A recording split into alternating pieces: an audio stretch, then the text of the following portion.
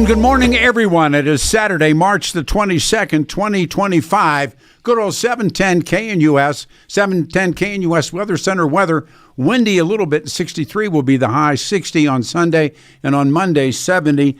Last night it was announced that George Foreman, professional fighter and an amazing man, died in Houston. And we immediately go to Joe Williams. I want to get this out of the way because Joe has really a packed morning, and he's kind enough to take a little bit of time and talk with us. We have a lot of folks coming on the show, some other topics as well. But Hitman, good morning. Thanks for doing this with us. Yeah, how you doing, Pete? You know, like you. like desperados waiting for a train. That's right. Like we were like desperados waiting for a train. He said that, and when he told me, he said, "It's coming for me." Remember that? Yeah. What's the great line when I was, he taught me how to drive when he was too drunk to. Yeah. There you are. Huh? Yeah. He'd wink and give me. Casey Single once said, "Every man has a time, and I've had plenty of them." Yeah, that's right. That's right. And my partner Bob Lee once said, "Everybody has to believe in something." Yeah, I believe I'll have a drink. That's right. Yeah. Or he said a lot of people. He said about believing in the hereafter, and then you know what I'm hereafter. Yeah. Great lines like that. Beautiful Bob yourself, and Hal Moore, my radio hero. Oh, man, Hal, certainly, and Beautiful Bob.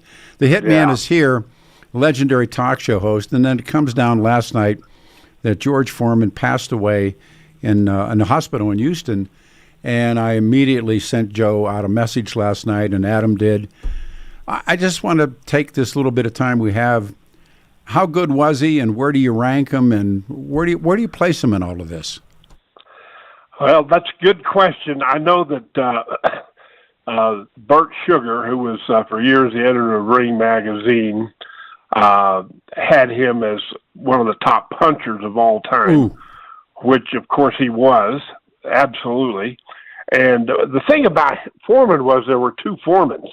The one before he retired, yes, and then he retired for 10 years, and then he came out of retirement. And to win the heavyweight championship in 1994, I was in Vegas for that fight, sitting with our former producer, Dave Curvin, at the MGM, the old MGM, the new MGM Grand. And he was fighting Michael Moore, that lefty. Yeah. And it was...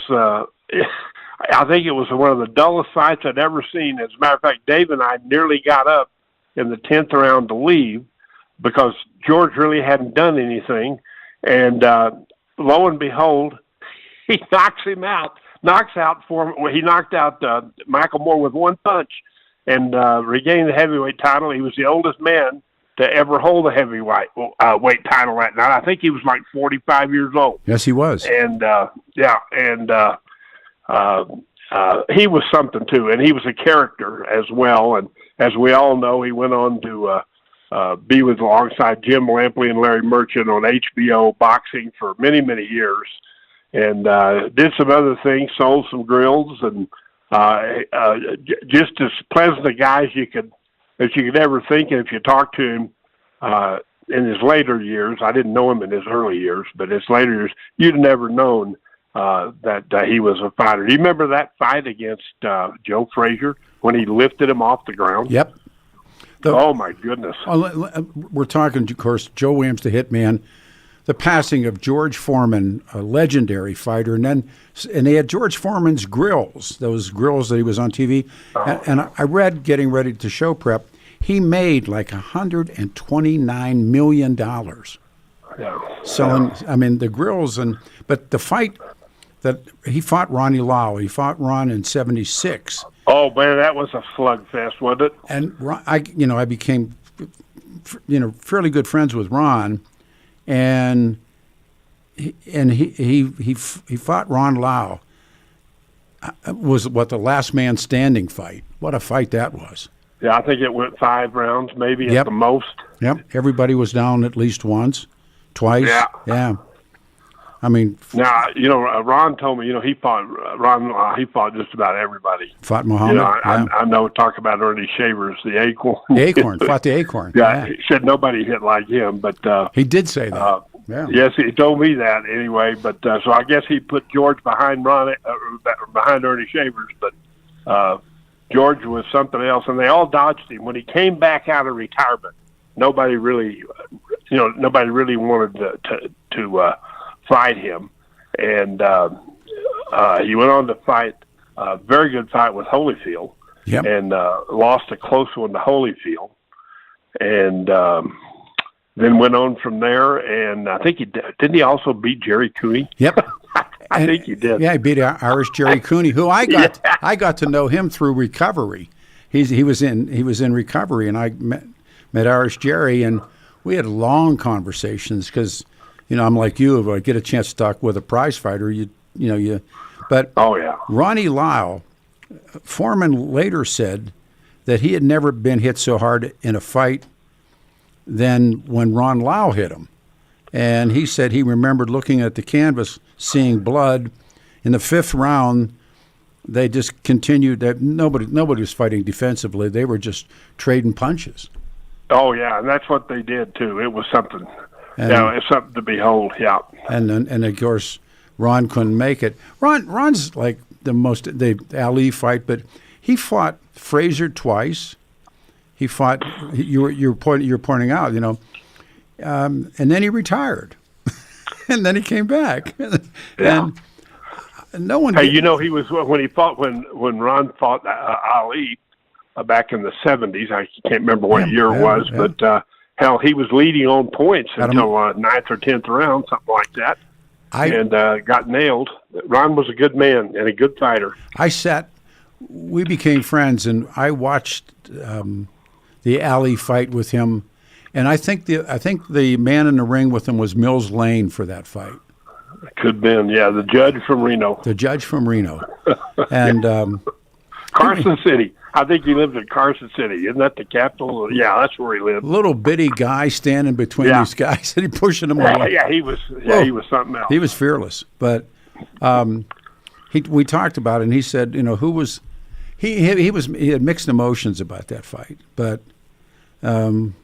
did you see? I'm sure you did see that film, Facing Ali, all those different guys that fought Ali, and man, I mean, overall, who was the man? And that really wasn't I'll scale this down. That really was the golden age of heavyweights right then, wasn't it?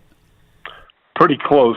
We weren't around to watch some of the guys, and when Joe Louis was holding the crown, and people who were just classic old timers. But I would love to have seen Tyson. His people dodged Foreman. Yep. and for good reason. I mean, can you imagine Tyson looked like a very, very small person upside George Foreman and would have been trying to punch up and would have had no chance against him at all. But it was a lot of fun with him because when he came back, he was a changed guy. Yes, Foreman was. Well, he admitted his approach to life and everything. Yeah, he wrote late. After Zaire, he went into a deep depression. Mm-hmm. And I think he entered the ministry. Well, he became an ordained Christian minister. Yeah. Mm-hmm. And, but after, because he put himself, he's from the 5th Ward in Houston, which is like the best. Yeah. Just the best. Yeah. And of course, Tyson comes out of that terrible part of the Bronx, but he had something happen. And he really did. He's one of the guys that I think you can honestly say he did become born again. And then he made the comeback. And as you mentioned, Michael Moore, dropped him like a bad habit. But yes, he did. I mean, one punch too, Pete. Oh, that was it. I mean, it stunned everybody because up until then, George really hadn't done much of anything. And Moore was a good boxer, as you know. He wasn't touted as a big puncher necessarily, but a very good fighter, and he was a good heavyweight champion. He wasn't a great one, but for 10, 11 rounds, it was a nothing burger, and then all of a sudden, Big George hit him with that right hand down. He went like a sack of flour. There's a term used in prize fighting called heavy hands, and what does that mean?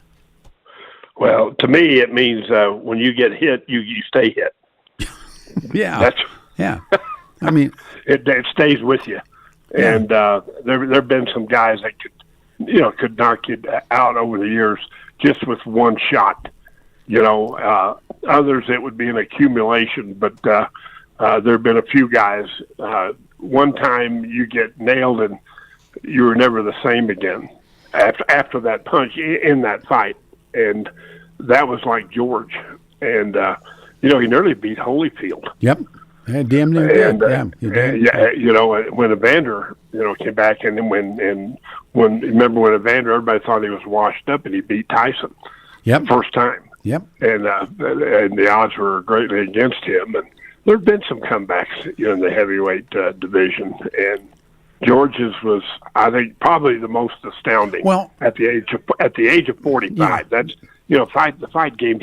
That's a young man's game. That's you can say what you want. I mean, the old masters like Robinson, those guys, Archie Moore, they stayed around for a long time, and they could flourish because they were masters of the craft. Yep. But not as dangerous as they were 20 years ago. Archie Moore. Oh. Who never even fought for a title, Pete, until he's 35 years old. Because of his race, they wouldn't let him fight because he was too good. And great, yeah. He becomes Foreman's trainer.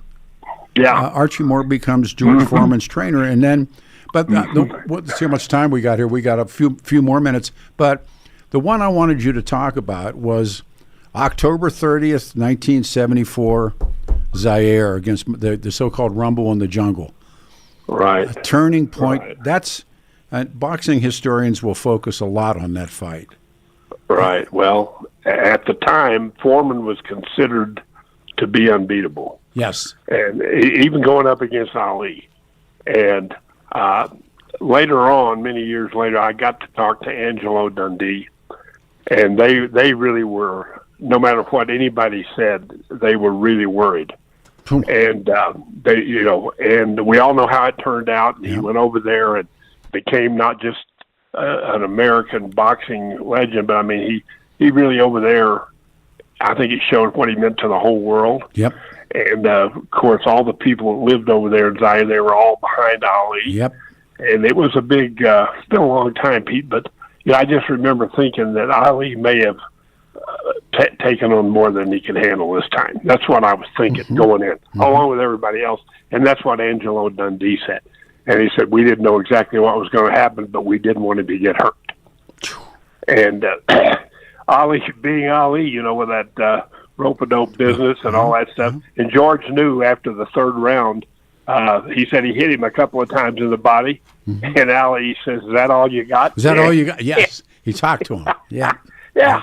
He was talking to him. Yeah. And George said, because I talked to George later on about that, and he said, "I knew I was in trouble."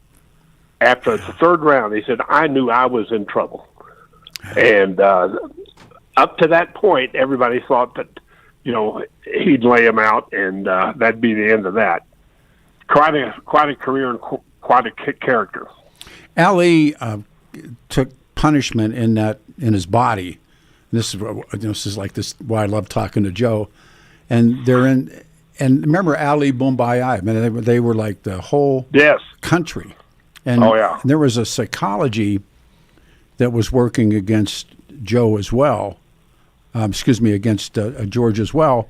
And then Ali later said in books that I've read about that fight that he was out on his feet a couple times in the fight, and then Foreman starts to tire, and his punches lose power. Yeah, he was George was pummeling him. Yeah. And really hitting him, it looked like, with everything. And I mean, Pete, I remember, you're thinking, Ali's going down. Yes.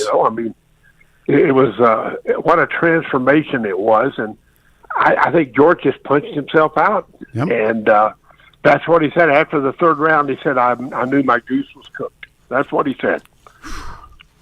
And then, of course, remember that there was one where he fights 5 people. Remember that? He would fight 5 contenders in one night. After that loss to Muhammad, and he fought 5 people. He was like, I loved the guy. I truly loved him. And people jeered him, and the crowd got mad at him, and then he kind of then he fought Ronnie Lau, and so then he. I don't know, but it's the end of an. That was a classic, him and Lyle. Who's left? Who's left of that era now that he's gone? Oh gosh, Pete, I don't know. I don't either. I thought about that last night when knew I was going to talk to you. Muhammad. If you count Tyson later on, he's not part of that era though, is he? Not really. He came in on the tail end. The tail end of it. So I don't think Lyle is gone. Shavers is gone. Yep. Jerry Cooney. I don't know if Cooney's still alive or not. I think he is. Muhammad's gone, and of course now George is gone. Mm-hmm. Joe Frazier's gone. Frazier's gone. Yeah. Tommy Morrison, remember him? He's gone. George lost to Tommy Morrison. I know. Isn't that right? He did, didn't he? He did, yeah, absolutely. I think he lost to Tommy. I think that's why he retired after that. After that fight. Mm-hmm. Yeah. So something overcame him. He writes about different stuff that overcame him, and then he comes back, and like you said, there's only a couple guys that ever came back. Floyd Patterson comes back. Patterson won. I came back and beat Johansson in the second fight. Ingemar. Yeah. He nailed him with that left hook. I remember it was sitting with my dad listening to that fight on the radio, and everybody was mad because Ingemar was he Swedish or what was he? I think he was. Yeah. And he was Swedish. The old man was mad because the heavyweight strap was in Europe. He didn't tolerate that. He didn't like that. But so they're all gone now. I mean, man, end of an era. Yeah, well, we're reaching the end of ours. Is Chuck Wepner still alive? Oh my God! That's is he the one that was who was the Bayonne bleeder? That was him. Was that him? The Bayonne? The Bayonne bleeder, Chuck Wepner. Chuck he was really, I think, wasn't he the model for Rocky? Yeah, well, I'll tell you what, you can hit him with everything but the kitchen sink. It didn't matter. He fought bears. He didn't go anywhere. He fought them all. Yeah, everybody. I'm being asked, is Ernie Holmes still around? Oh, that's right. I don't know. Yeah. I thought of that name in years. Do you mean Larry Holmes or Ernie Holmes? Yeah, well, Larry Holmes, yeah. Larry Holmes is still alive. He's still alive. I think so, yeah. Yeah. So, anyhow, Thanks for Larry doing was the author, and when, you remember when he fought Ali, and Ali was basically a shell of himself. And, Holmes carried him and kept asking the referee to stop the fight. Yep. And Ali was swearing at him. Come on. Yeah. The other one that Larry Holmes, when he did an interview, and I watched it, and he always lived in the shadow of, or had to live in the shadow of these other men we're talking about. But when he fought Tyson, and they asked him what he remembered about the fight, and he said Don King and his adopted son stepping over his body to get to start making deals with Tyson. Yeah. Joe, when Holmes fought him, he was pretty much done. I love he didn't have a lot left. They're playing the music. I love you, man. All right. Thank you, hey, Joe. Pete, have a good day. You too. Okay. We're going to come back and talk about the 2005 Denver police officer shooting, Donnie Young. Stay here.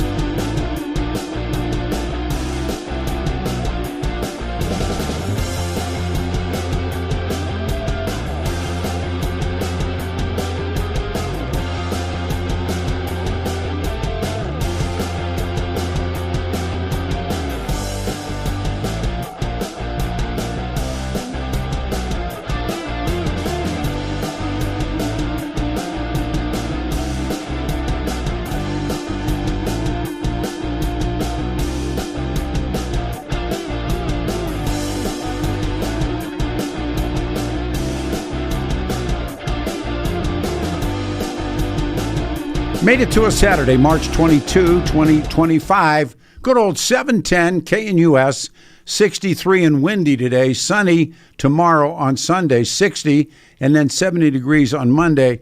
A lot of open lines to come this morning. And then a motorcycle show is taking place in Colorado Springs. And for the very first time, I've entered a bike and a motorcycle show, and we'll have everybody on. In the meantime, on May the 8th, 2025, 2 Denver police officers were shot in Denver at a dance hall by Raul Gomez Garcia, a Mexican national and undocumented immigrant. One of the victims is Detective Donnie Young, was killed.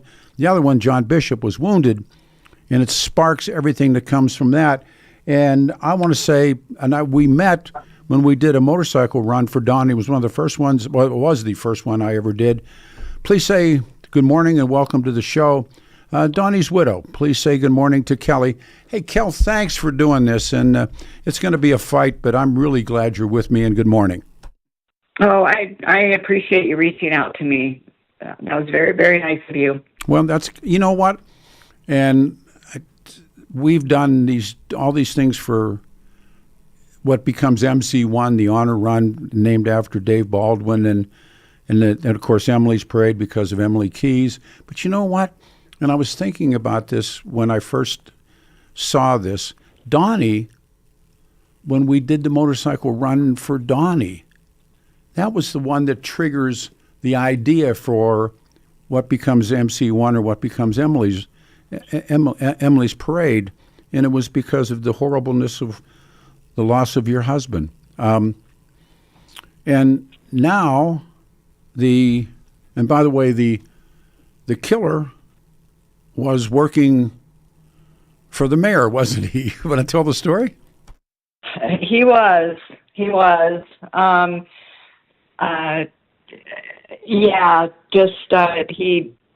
after the event happened, he went back to work that morning, and he was a dishwasher, and of course that sparked a whole nother level of outrage with people.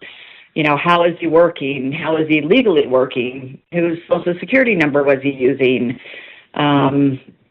It just hits on a whole nother level. And he was working at the Cherry Cricket, then was owned by Denver Mayor John Hickenlooper, and that was that moment, that famous drop that we used to use when I did the morning show at KHW with John Hickenlooper saying, "That buck doesn't stop here." I know you guys were in such sadness, but do you remember him telling me that the death of Donnie Young, the murder of Donnie Young, that wasn't on his hands? I do remember that. I remember him trying to evade the questions as much as he possibly could. And I can remember specifically asking him, because at that time the whole verbiage of a sanctuary city was a big term. Yeah. And I didn't, at that time, I really didn't understand what that meant. All I heard was, he was promoting it. And I can remember specifically asking him that question, and him, absolutely not. And of course, after all these years, I realized, he was not being totally honest with me. Or me. We share that. But we had him on the show, and he was not prepared. The Sanctuary City proclamation came from Wellington Webb, who he just succeeded. And so I remember, and I don't think he ever did an interview with me after that. But I said to him, and he said, "That buck doesn't stop here." And at the time, the Sheik made it into a drop, as we call it in the business, and we would play it all the time. And the idea for the folks that, again, the detective, Raul Garcia Gomez, worked at the Cherry Cricket, and because of my relationships with some people in the Denver department, I wasn't shown, but I was told that the identification that he used to get that job was laughable. And the other part of it, too, is prior to what he did, he was stopped 3 times for traffic violations. And that's Sanctuary City. Thank you, Wellington Webb. Thank you, John Hickenlooper. Thank you, Bill Ritter. Thank you, the current administration. Thank you. I mean, but it started then, and so I'm sure that the men and women of the job came and talked to you, but did they ever talk about, or did you ever hear the stories of the credentials, quote unquote, that Gomez Garcia used to get hired? I don't recall that. I mean, I might have been told, but I don't recall. But I know that's where, a lot of them that are working, they've got to be using something. Yeah. And his uncle worked there too. His uncle got him, again, the stories I were told in confidence in terms of, you can't quote me, was that Gomez Garcia, his uncle was working, and I don't know if he was here legally or illegally, but they were all working there. And having been stopped 3 times on traffic prior to what happened, he should have been. Right. Yeah. Shouldn't have been here, and it wouldn't have ever happened. Did you because I'm lousy questions, I apologize in advance. Our guest is Kelly Young. She's the widow of Donnie Young, and now they're trying to get this murderer out of jail. Did you go to the trial? Did you attend the trial? I did. Did you? I did. I'm sorry. Oh, I was just going to say we were there every day. Me and my older daughter. Did you see when he was wearing the number 13, he had that carved in his hair? Did you see that? Yeah, that was the day of our victim impact statements. We were the only time we were allowed to speak. And he had come in. We had previously noticed the teardrop that he had gotten tattooed, which for a man he killed. Got that. Yeah, he got that done. I don't know if he had it when he had killed Donnie or if he got it down in Mexico, but he had that for the whole trial. As far as the 13, he came in during the time we were supposed to read our victim impact statements, and of course told the judge that he didn't want to be there, so he was allowed to leave. Yeah, he didn't have to listen to you speak. No. I've heard that as well. Yeah, it's interesting. No. He went on October 26th. I tried to do a lot of reading to see how much we can help. But on 26 October 2006, he is sentenced to the maximum punishment of 80 years. He's wearing the number 13, and it's a symbol associated with the Sureños, which is a cartel street gang. And when you wanted to address him, he wanted to leave, and the judge let him leave. God. I mean, the first thing we couldn't quite understand was how that happened. How is he able to even get the tools to be able to shave that into his head? And yes. We were told that he had told the jail personnel that he wanted to look, presentable, but it's like, come on. You think they would have just shaved his head before he walked out of there, and then there would have been no issue, and he would have had to have sat there. But later to find out, they don't have to sit there and listen to you. No. It's their right to get up and leave if they would like. Now, here comes the other one. He escapes into Mexico. Crime Stoppers puts up $100,000 for info leading to his arrest. His grandma turns him in. Tell that story. And you might have to help me with it.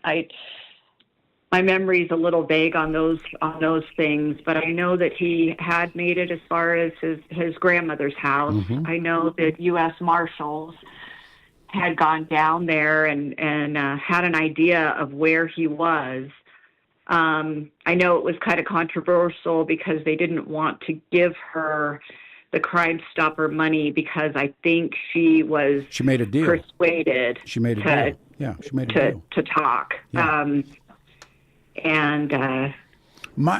If I may, my understanding of what happened, and I've made some phone calls to make sure I knew what I was going to talk about today, but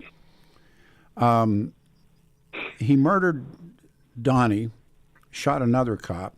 It wasn't like he emptied his gun. And then he goes into Mexico. And remember at the time, Mitch Morrissey, interesting district attorney, that announced that Gomez would only be charged with second-degree murder. They brokered a deal.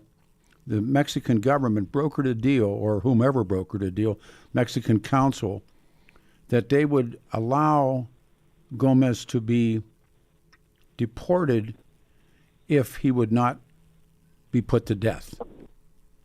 And, correct. And Morrissey announced that now Gomez Garcia would only be charged with second degree.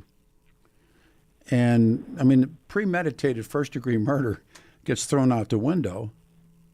And Morrissey justifies it.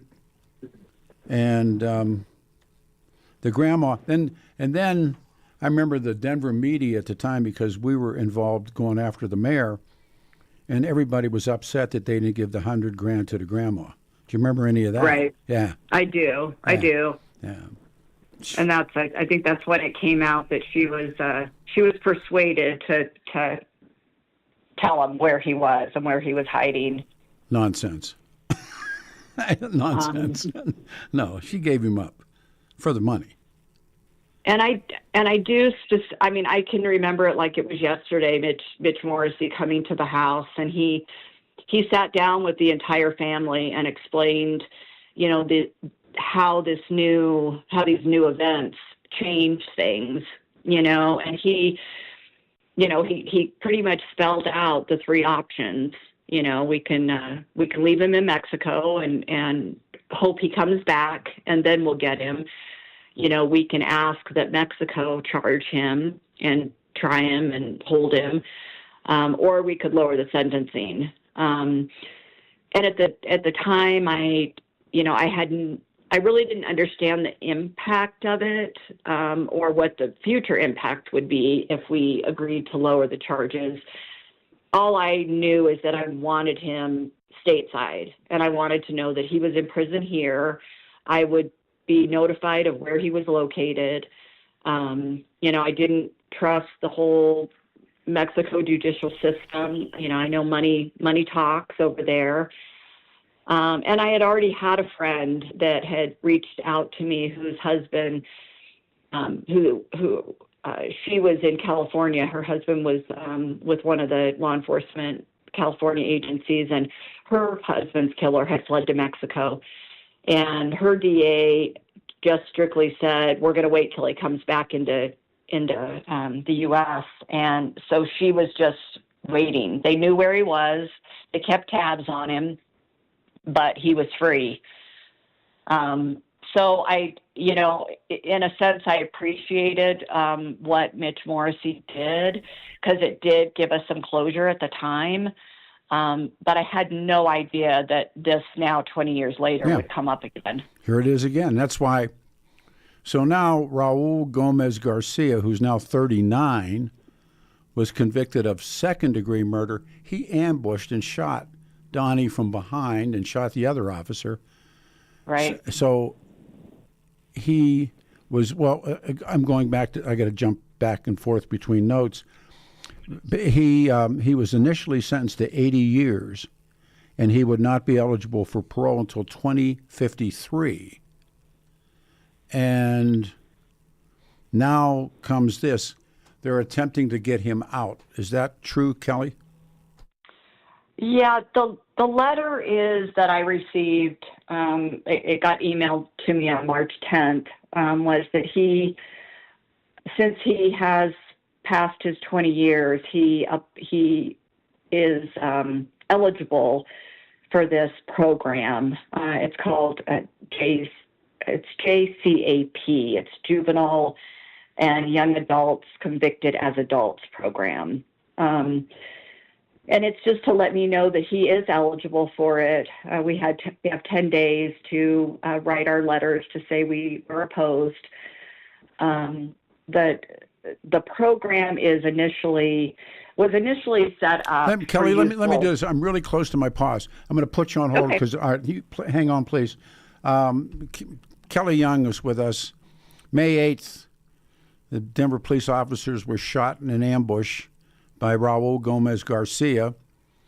Her husband, Donnie Young, was killed, and John Bishop was wounded, and now they're trying to get this guy out. Hang on, everybody. Let me do a turnaround here. We'll come back. I have a lot more thoughts for this morning. 710 KNUS, I'm Peter Boyles. Good morning. 63 will be the high. Stay right here.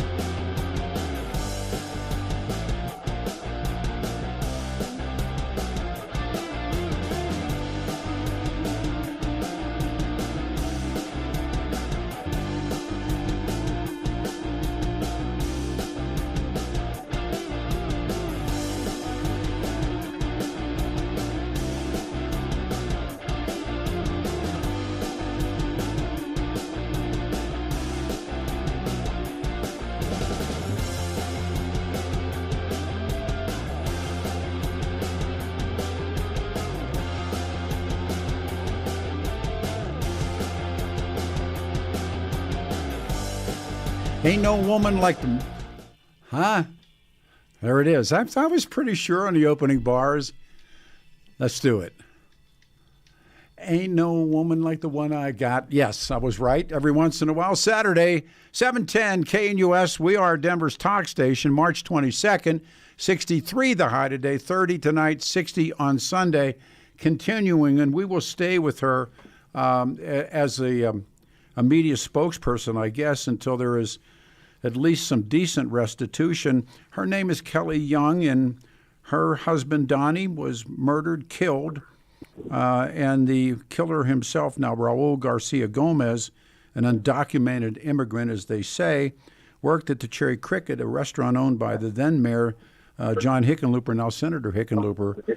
And now they're trying to get him out. One of the interesting things, when I read some of the trial stuff to get ready to speak to you, at the trial, and you attended, Gomez claimed that he only wanted to scare the cops. But he had been thrown out of this party, and his ex-girlfriend testified that he was proud to have murdered your husband. And he said that Donnie humiliated him, and when they put him out of the party. What do you know, or you can tell us about what happened at that party? From my understanding, it was an invitation only baptism party, and he had tried to gain entrance. If I understand correctly, Jack was the first one who had engaged with him and told him he couldn't come in. He left and then tried to come back, and that's when Donnie encountered him. And from my understanding through the trial, I mean, Donnie did forcefully escort him out. And then from my understanding, he was then teased by his friends for letting Donnie treat him like that. But it's good to remember that it was a baptism. So the entire hall was filled with families. I mean, his own child. And I think at the time she was the girlfriend. Yeah. And she was inside. I went later and looked at, because I had never been down to the Solano Campo, even though that was a job that Donnie worked every Saturday. I went down and looked at it, and the doorway in is a set of double doors into the hall where they were having the party, and Donnie was standing on one side and Jack was on the other, looking into the party. So his bullets that he fired could very well have hit his own girlfriend. Sure. And or children at that event. So I think it's good to remember that also, as he I don't know quite what he was thinking, but he also told, when they had picked him up in Mexico, he told the U.S. Marshals he wanted to know which one he had killed. And did he kill the blonde one or the dark-haired one? And when they told him the dark-haired one, he said, "Okay, good." Yeah. So he knew exactly what he was doing. You don't fire 3 shots at an individual, striking them twice in the head and once in the body, and think that you're just going to hurt them. No, and then be proud of it and get the tat exactly, and all of that. So now, and the movement has begun. Hopefully, we can say it starts here. But how can folks help keep him in prison? At this point, again, we only have until the 24th. But they can send a letter over to the Department of Corrections, the Victim Service Unit, opposing it. And then, to be honest, the bigger picture, whether he gets into this program or he doesn't, is to change the wording on how this law is written so that it doesn't matter whether or not it's first degree or second degree. Anytime a first responder is killed, they are not eligible for this program. I more than agree. So what is your best guess at this point, because you've spoken with the authorities? Will he be moved into this program and then be eligible? I certainly hope not. I know that they have received hundreds of letters protesting this from not just individuals, but also police organizations. My hope is he is denied this time, and before he is eligible to reapply for it in 3 years, we can get some legislation on board and get this law changed. In this state? I know. I know. I know you know. I know. I think what people need to understand is this law was really written originally for your 13, 14-year-olds, who truly did not have the whereabouts of, in their brain to understand what they've done long term. This law should not. Well, number one, the verbiage of 19 to 21 should never have been added. A 19-year-old is no longer a juvenile. That's right. And then it doesn't qualify for someone like him who one can't even complete the program. Let's just say that he does get into it. He is a model prisoner for 3 years and learns everything he needs to learn to get back into society. He would then go on a 5-year parole period. Well, the first thing that's going to happen, he's either going to get deported or he's going to go to Mexico. So he's not even going to be able to finish the program. So I think the fact that he is here illegally needs to come into the picture in them thinking whether or not he should be a good fit for this program. What I think we'd like to do is maybe get you back next week for a quick drop on the show, and we'll find out what's happened in the next 7 days, 8 days about this. But it's wrong. I remember it so well. By the way, I was going to ask you, Donnie's daughters were little girls. How old? Lousy question. How old are those girls now? Courtney's 33. Jesus. And Kelsey's 25, and they are both doing amazing. Good. Good. Yeah, they're both doing amazing, and I just thank God every day that, because it could have been so different with as much as they went through. And again, and continue to go through. Now, and then, of course, this stuff just tears the scab back. It just here we go. Oh again. My gosh! And everybody, you have no idea. I mean, what we've gone through this last week, as far as just going back and reliving, because it takes you back to the moment. It really does. Will you do a quick drop with us next Saturday and give us absolutely. Okay, and we'll see where we are. But I remember, and it was the first time we ever put together a motorcycle tribute for a fallen officer. And I remember all the guys showing up, and that gives birth to Emily's parade, and the MC won the honor run. And I was saying this was the genesis of all of this, was the loss of Donnie Young. Yeah, and it was huge. Oh, it was huge. Well, it was. We had a turnout for that one. So my heavens. Yeah. It breaks my heart. I'll put you on hold. You'll speak with Adam, and we'll do a quick drop next Saturday. Fair enough, Kelly? Perfect. All right, perfect. Thank you so much for having me. Please. It's my pleasure. All right, so that's going to be that one. Now we have open lines, and I want to go back to the Kennedy files that were revealed, and then friends of mine, the motorcycle show in Colorado Springs, and we'll do that as well. But this is one of those, if this guy gets out. So we'll put that aside, and we'll do it next Saturday to pick things up again. The JFK files, and I had a chance to host Jeff and Billy's show on Wednesday, and we were just starting to see the bits and pieces. and I've been doing nothing but read them, so I'm geared up for that. 303-696-1971. Load them up. Open lines when we come back. 710 KNUS.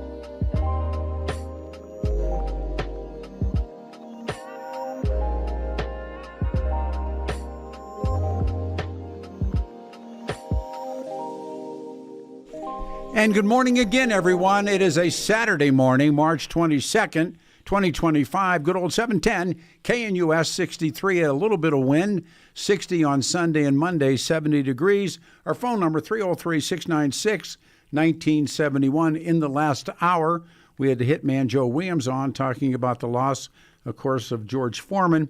And then Donnie Young's widow, Kelly. And this is, by the way, we'll get it up on all the different websites for people that were barraging us on where to write the letter. It's my fault. I dropped the ball. It is the DOC Victim Notification Program. DOC Victim Notification Program, 1250 Academy Park Loop, Colorado Springs 80910. DOC Victim Notification Program, 1250 Academy Park Loop, Colorado Springs, Colorado 80910. And Adam will get it up and tell me where folks can grab it and look at it, and we can go from there. So apologies, I dropped the ball, but she'll be back with us next week. The guys were off. Billy and Jeff were off on Wednesday, and Tuesday night about 7 o'clock at night, and the drop went on for a long time. The Kennedy files, and there were, again, I started to read, and so I've been doing off and on the internet, 32,000 pages released at 7 o'clock at night. At 10:30, another 1,059 documents, totaling 31,400 pages were placed online. There was supposed to be 80,000. There's still documents set to drop. And I want to talk about with you is, after 61 years, and Kennedy's killed in Dallas, why does it matter? And I'll tell you what I think I've learned by the little bit of reading I could do, but why does it matter? In the meantime, it's open line, so anything goes, 303-696-1971. Dan Kaplis Law, and it's my guys, my friend, and Danny suggests that who you choose for an attorney, first of all, reflects you, shares your values, and because who you choose representing you in an injury case says a lot about who you are and everybody involved in the story and in the case itself. Dan's old man was a cop. We've talked about him growing up, but he's believed to be the only attorney in Colorado history to win 5 straight multi-million-dollar verdicts in Colorado crash cases. He's my friend, also believed to have won the largest truck crash verdict in Colorado history, helped my family. Kaplis Law, now the official law firm of the Nuggets and the Avs, and Danny's firm, a serious firm for serious cases. He's my guy. Dan accepts righteous injury cases on percentage fee basis. He can represent good people, all walks of life, without regard and ability to pay. If you need his help, it's that simple. You pick up the phone, 303-770-5551, 303-770-5551, or hit Kaplis Law, Kaplis Law.com. That's Dan, Kaplis Law.com. He is the good man. All right, so what? And by the way, 303-696-1971, and we'll go with this. But what was released? And according to the archives, we talked about all the different releases. And what were the takeaways? Well, redaction of thousands of documents. Start with the documents that are the blockbusters. In this long suppressed deposition transcript, the legendary James Jesus Angleton, the CIA counterintelligence chief who secretly testified before the Senate in 75, the Select Committee on Assassinations. We didn't know what he said. What was between he and himself and there was a guy named Bill Harvey who was using Israeli intelligence operatives in Havana, which I thought that was unique. Harvey was the CIA's point for the infamous Operation Mongoose, the assassination plot to remove Fidel Castro, and it goes back into Eisenhower, eventually involving Bobby Kennedy. Much has been written about Mongoose. I've read a lot about Mongoose, but it's really kind of breathtaking to see the CIA's chronology and learn how the CIA operated. And there's no redactions, and it pretty much shows the agency's enlistment of criminal syndicate figures, Johnny Rosselli, Sam Giancana. And here's one entry from April 2162. Harvey, that's the same man I'm talking about, William King Harvey, the CIA's point, passes the pills to Rosselli. That's Handsome Handsome Johnny Rosselli, who's the Chicago mobster who's in Hollywood. Rosselli gives the pills to Tony Verona, who was a Cuban exile in Miami, an asset in Cuba, and they're trying to kill Fidel. And if you enjoy it, I mean, all of this stuff, and I have not gotten through any of it, just the first blush stuff, but the CIA was using in Miami in the 60s, and when John Kennedy comes into office in 61, he inherits two really profound problems intertwined: Cuba, the CIA, and organized crime. That's actually three. But what emerges is this refined picture of an intelligence agency and how it worked. They were going to kill Fidel. And somehow those forces intersect with Lee Harvey Oswald in the summer of 63. Now we know this much.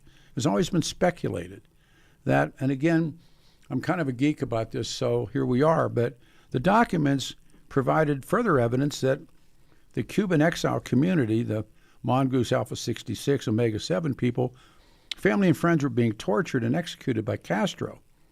And they saw their mission to end the Castro government as a sacred duty. And, of course, Jack Kennedy turns back at Bay of Pigs. We know that JFK withheld support for the 61 failed Bay of Pigs.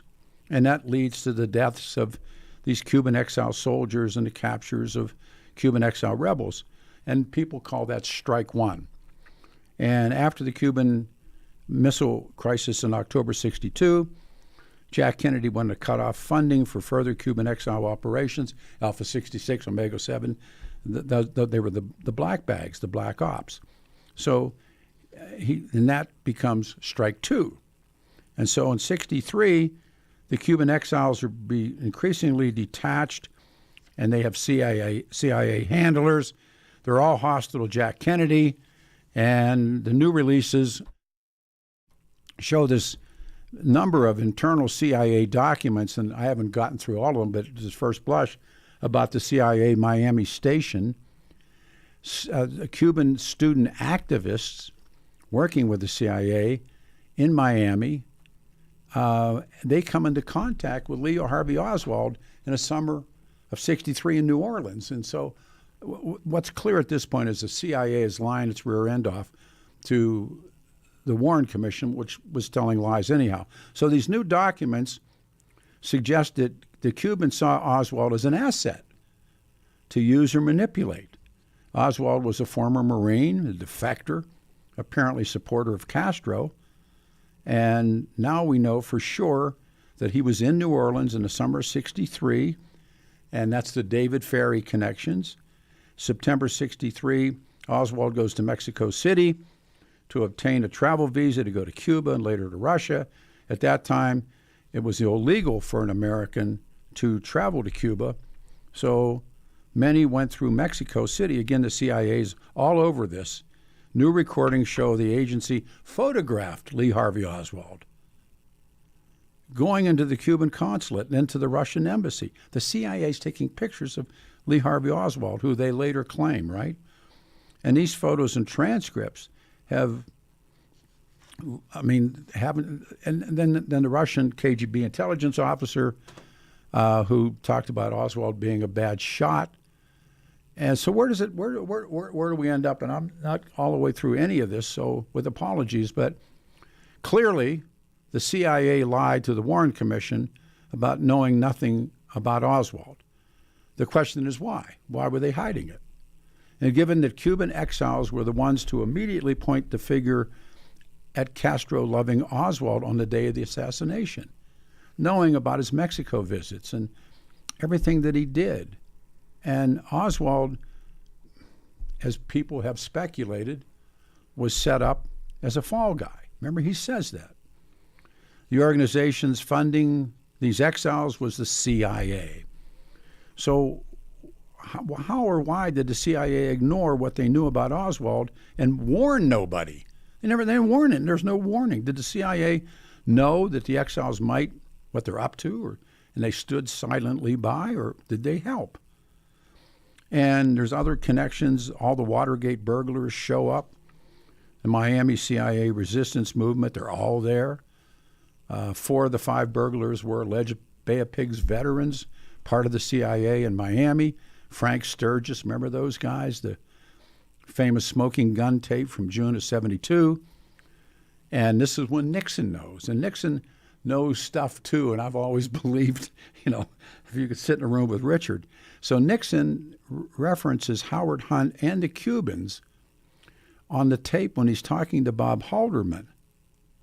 And he says, look, tell the CIA to tell the FBI, which is interesting, to stop the Watergate investigation as it could, quote, and these are Nixon's words, reopen the whole Bay of Pigs thing, embarrassing the CIA.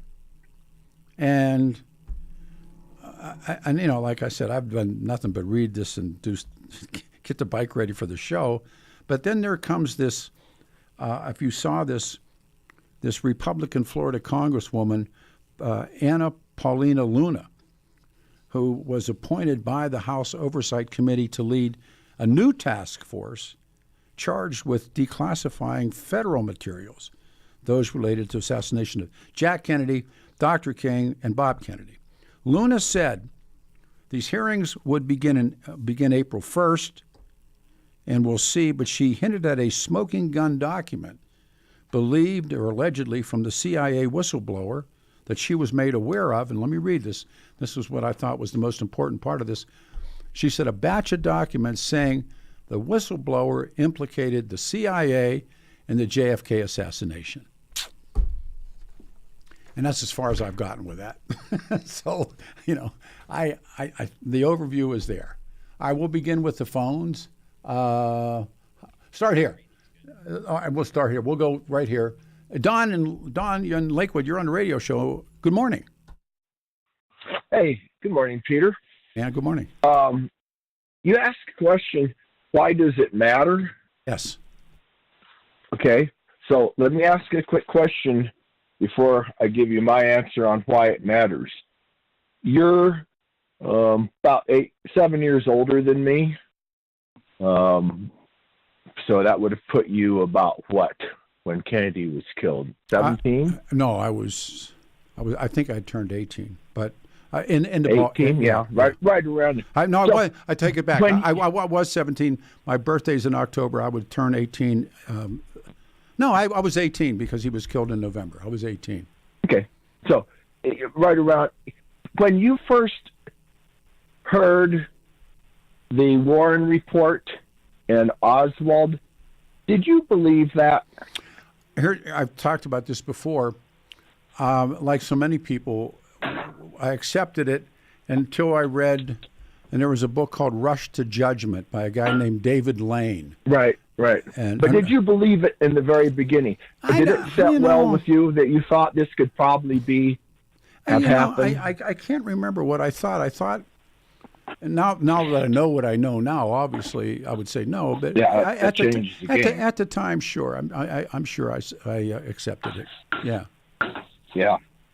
So I think why this matters is primarily focused at people who lived through that or might have had those ties to relatives or people that lived through all that period of time, that it just never really settled properly. And the further you go, and it's like Bill Harvey. I'm glad to hear they have that. I'm kind of surprised to hear that because that guy handled a lot of people. But what they don't have, and I talked to friends, right after the assassination, after Lyndon Johnson becomes president of the United States, J.J. McClone's running the CIA.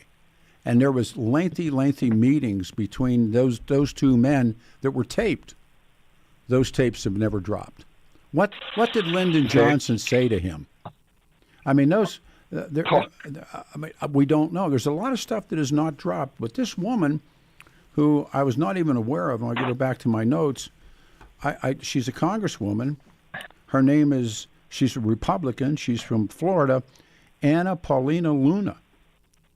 Right. And she said she has the evidence. Now, again, how many people have said this? The next batch of documents, she said, implicates the CIA in the Jack Kennedy assassination. Okay. So you referenced Nixon. Yes. About dropping the investigation because it opened up the Bay of Pigs. Yes. What I remember is when Hunt got busted with the burglars. Yes. He told him, got a message to Nixon, I want $2 million and out of here. I'm going to open up the Bay of Pigs. And Nixon said we have the money. And Nixon said we have the money to do it. Yeah. So he got that whole ball rolling. And, you know, the whole thing is, I'm glad to hear some of this stuff because it falls in line with a lot of the stuff that we've learned over the years from what I consider to be credible sources. I think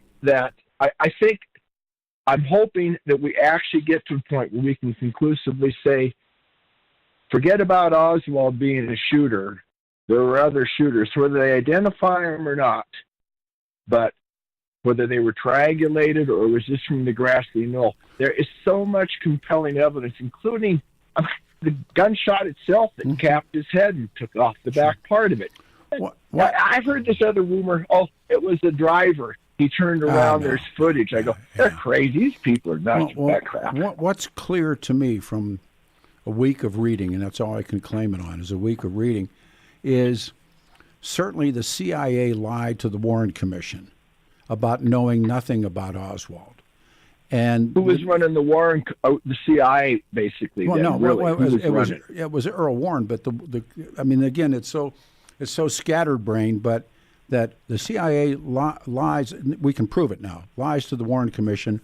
The next question I asked myself in making show notes, okay, so why did they lie? What were they hiding? Given the Cuban exiles were the ones to immediately point the finger at Castro-loving Oswald. The CIA knew about Alan Dulles. Alan Dulles. Alan Dulles. That's all you got to say. Well, he was still running the CIA. No, he wasn't. After Kennedy fired him. No, Kennedy fired him. Yeah. Right. Kennedy fired him, but he still had all those connections. Well, James, all those years. It's James Jesus Eagleton, the Eagleton stuff that was early on, and I'm going back to my notes, but Eagleton's talking about, they're passing stuff to Johnny Rosselli, Handsome Johnny. Right. And and William King Harvey, as you point out, was the CIA point man for the Operation Mongoose. I've read about him. But you know what? Rosselli's handler. Yeah. What's interesting to me, and I had a conversation, who did I talk to about this? But everything was, and I remember it, I'm like a kid. I'm working in the mill. Everything was focused on the island and on organized crime. The second Lyndon Johnson becomes president, it's all gone, and all the focus is on Vietnam. Where does Cord Meyer come into this? Who comes in? Cord Meyer. I don't know. You're talking about McCord. You're talking about McCord. The number 3 guy. No, Cord Meyer. Mary Meyer's husband. Mary Pinchot. She was murdered. Yeah. He was out of the country. He was gone. He was in England when that happened. Yes. And he was number 3. Him and Angleton and Dulles. Those guys were all thick as thieves. Thanks. We're underway. Thank you. One line's open. Like I said, I read all week what's there, and that's my highlight. It's my highlight reel. Stay here.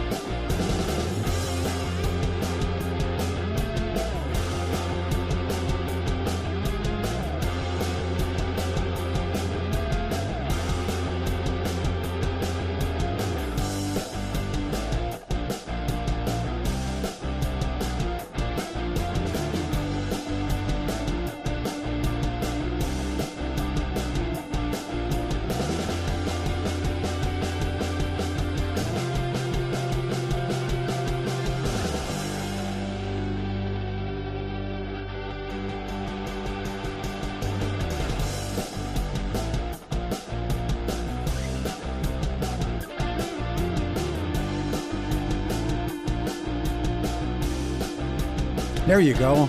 Saturday, dig this. It's a great line in the song. Dig.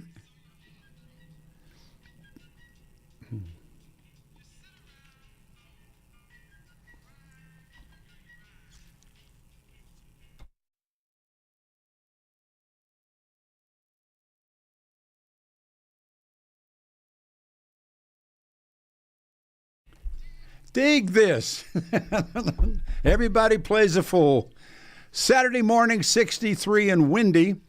60 on Sunday. Monday, 70 degrees. I'm Peter Boyles, Radio Free Denver, good old 710 KNUS. We're in open lines. We'll go to line 3. This is Mike. Hey, Mike, you're on a radio show. Good morning and thank you. Thank you, Peter. I just want to say thank you from both the active and the retired cops for doing this. For Donnie. Yeah. A little insight on this whole thing, on that shooting. On the night that Donnie was shot and after the shooting, the suspect ran here in Denver, and then he immediately ran to Los Angeles. And we got information that he ran to Los Angeles. And so we tracked him to Los Angeles, and the LAPD had a officer killed by an illegal. And they vowed to the division chief at that time, Dave Fisher, that they were not going to let another guy get away with murder in their officer. So they had a guy go to Mexico, and they were unable to get him back. So they scoured the streets of Los Angeles to get information. I mean, they ran through every gang thing they could, their crash unit. I mean, it took a monumental effort to get the information, to get this small village where this guy was hiding. It was a monumental effort. And they found him to track him to where he was hiding with his grandmother. I thought his... this was... Help me on this one, Mike, because I thought his grandma, who was instrumental in all of this, and without her, the Mexican authorities would have not known how to find Gomez, and they brokered the deal before they reached out to... Well, we would have never known to find the grandmother. We wouldn't have found anything if it hadn't been for LAPD getting the information where he was in Mexico. Okay. Yeah, we had to find him. I mean, because this place where he was didn't even have, paved roads. It was like dogs running for the, in the streets. And what they told him is that, the grandmother told the authorities every day he will go to the store and get a bottle of pop. Yes. And you can grab him when you get there. But had it not been for the crash unit and the gang units of L.A. turning every stone to get this information, we wouldn't have gotten him in the first place. I mean, he would have just disappeared into the bowels of Mexico, and we would have never found this guy. Well, do you remember the blow-up when Crime Stoppers had offered $100,000? The one, I was thinking about this last night in my show notes. The Crime Stoppers, had offered $100,000 for information leading to his arrest and conviction, and they made the grandma becomes ineligible because she didn't contact Denver PD before she had notified the Mexican authorities of his whereabouts, and. Right. I remember. It wasn't some anonymous citizen calling in a tip. She gave the tip once the authorities contacted her and said, look, we know you're hiding this kid, and if you don't give him up, we'll charge you. Yes. So this wasn't some good Samaritan calling in and saying, I know where he's at. Do you remember when the media was so upset at Crime Stoppers because they said her name was Rodriguez, what Mrs. Rodriguez had done? They said, no, the guys on the inside like yourself that are friends told me, nonsense. Nonsense. Yeah. Nonsense. And, this kid, he gets tossed out of there, and, he goes to some pool hall in Denver and works up the courage, and then, goes back in and, like I said, shoots Donnie and Jack in the back, execution style to Donnie, and then, tries to kill Jack. He killed Jack too, but Jack had a vest on. Jack was wearing a vest, yeah. Right, and of course Donnie got a coup de grace right in the back of the head. He made sure he shot Donnie in the back of the head because, he felt disrespected by Donnie. He emptied the gun. And he emptied the gun. He emptied the gun. Right. He emptied the gun. No remorse whatsoever. No, none. And, he bragged according in the trial, and again, you can go back on the internet and read everything, and anyhow, so his girlfriend bragged. Testified that he bragged about him, and then he had the teardrop tattooed under his eye, and then when he came in for sentencing, he had 13 shaved in the back of his head. Yeah, it was Sereno 13. It's Serenos or Nintendos. Yes. And that's where the LA crash unit came in, because they went and, like I said, the credit goes to the LA crash unit because they swore that they would not let this go unsolved because they lost an officer to an illegal, and he disappeared into Mexico. If not for them, we wouldn't have found this kid because, like I said, it's hard to find. I mean, how would we have known that where he was in this little village here in Denver? We wouldn't have had the intel. Well, and like I said, a lot went into the apprehension of this kid. And then, like you said, then the Mexican authorities, well, you can't bring this guy back unless you take the death penalty off the table. Yes. High and mighty, okay, well, we'll take it off the table, but, he's going to get life in prison. He got 80 years. He was sentenced 80 years, and he was supposed to be eligible when he was going to be 67 years old. The year would be 2053, and he's in Lyman, by the way, for the folks in the audience. He's in Lyman. And now here it is 2025, and they're going to try and pop him out. And that wasn't the deal. Like Kelly said, he's an illegal. This whole thing with these illegals and all these people, and it's what I don't get. It's like with this Mayor Johnston, and he kicks this guy out the door. I mean, don't get me started, but it's like, you live in that Central Park neighborhood, which is just north of where you live, in that Central Park neighborhood. Do you understand that you kicked a guy out the back door that's a known Trayaragua gang member? I mean, is this who you want roaming the streets of your neighborhood? What is wrong with you? I understand the left and their agenda, but why do you want these people in your neighborhood? Do you understand that these Venezuelan gang members, the people last week, that's a different kind of a person when they said to you last week, which was a fantastic show. Thank you. We just want to work. Okay, those are the people, if you want to have any kind of sympathy or empathy or whatever, I understand the hate on both, the dispute. But, I worked as a cop for 30 years. I mean, we saw the immigration wave in the late 80s. We had to learn to speak Spanish. But here's the deal. Those people were here to work. In my 30 years, I never, ever dealt with cartel members or Trayagua. I mean, those, like they told you, those people are from the Venezuelan government. These are trained mercenary killers. If you get a minute, not that it's so powerful and has nothing to do with me, but it's that documentary film that I have up on Mark Crowley put up on the website.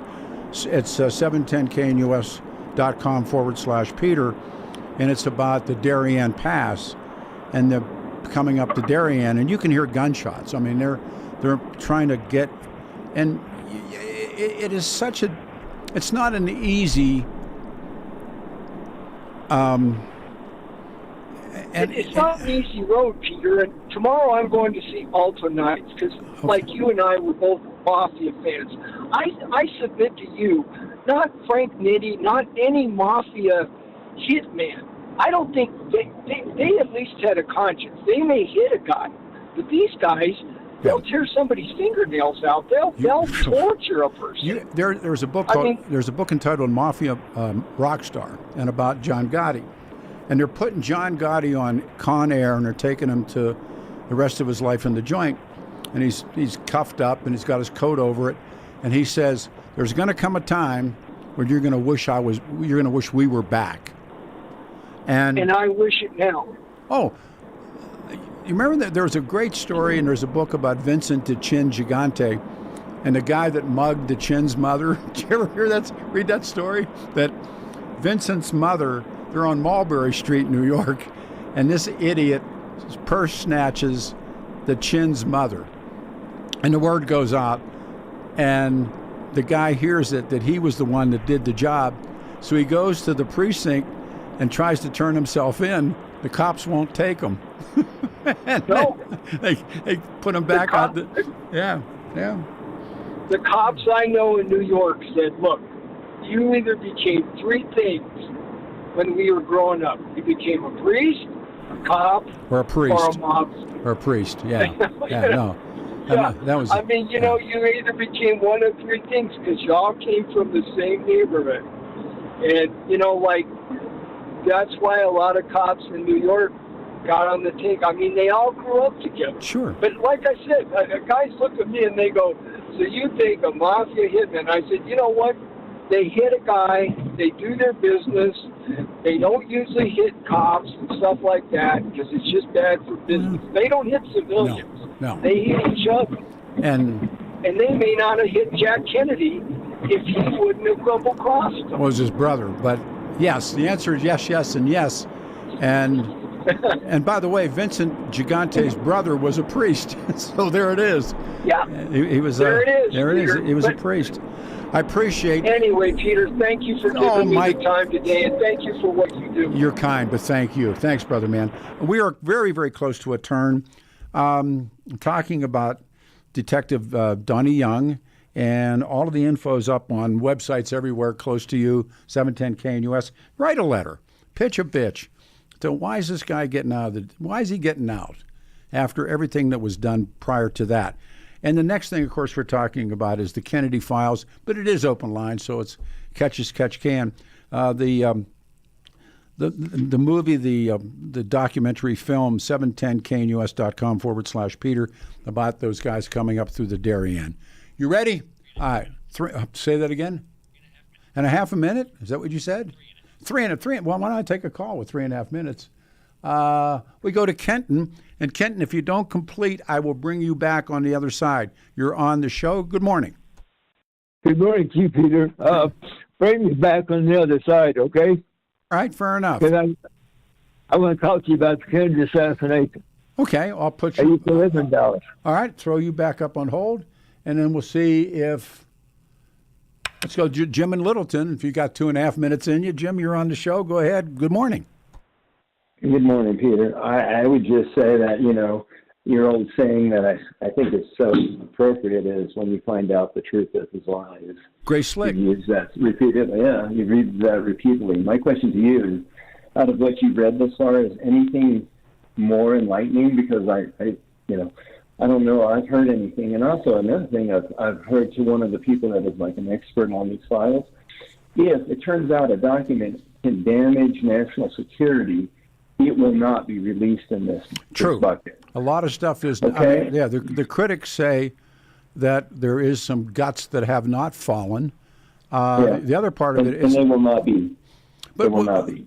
And to a high degree of probability, you're right. But the other part of it to me was, this is evidentiary. Like you're not going to be shocked by me saying this. The CIA was liars. They were liars. Absolutely. But it didn't change our opinion, though. I still believe they're involved. In it. You and I both. You want to spend some time with it? There's a guy ahead of you, and I can put you on hold, and I'll give you some more time. You want to do that? You want to take the time? Absolutely. All right, gotcha. All right, now lines are jammed. Let me reset everything. The Kennedy, and I made a note to myself. Why does it matter after 61 years? Why does it matter? It really matters to me, but why does it matter to you and what did we learn and what we didn't learn and what we read and what we weren't allowed to read. But one thing is for sure, the Russians said Lee Harvey Oswald was a lousy shot. That's some of the stuff that dropped. And I think when he was in the Corps, I think he had the lowest marksman. Was at the lowest possible medal that you got to wear on that showed your abilities to shoot. There was a document that was dated November 20, 1991.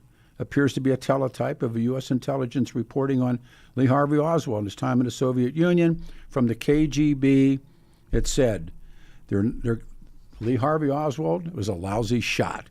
All right, 63 will be the high, 60 Sunday, 70 on Monday. We're bringing everybody on about the motorcycle show.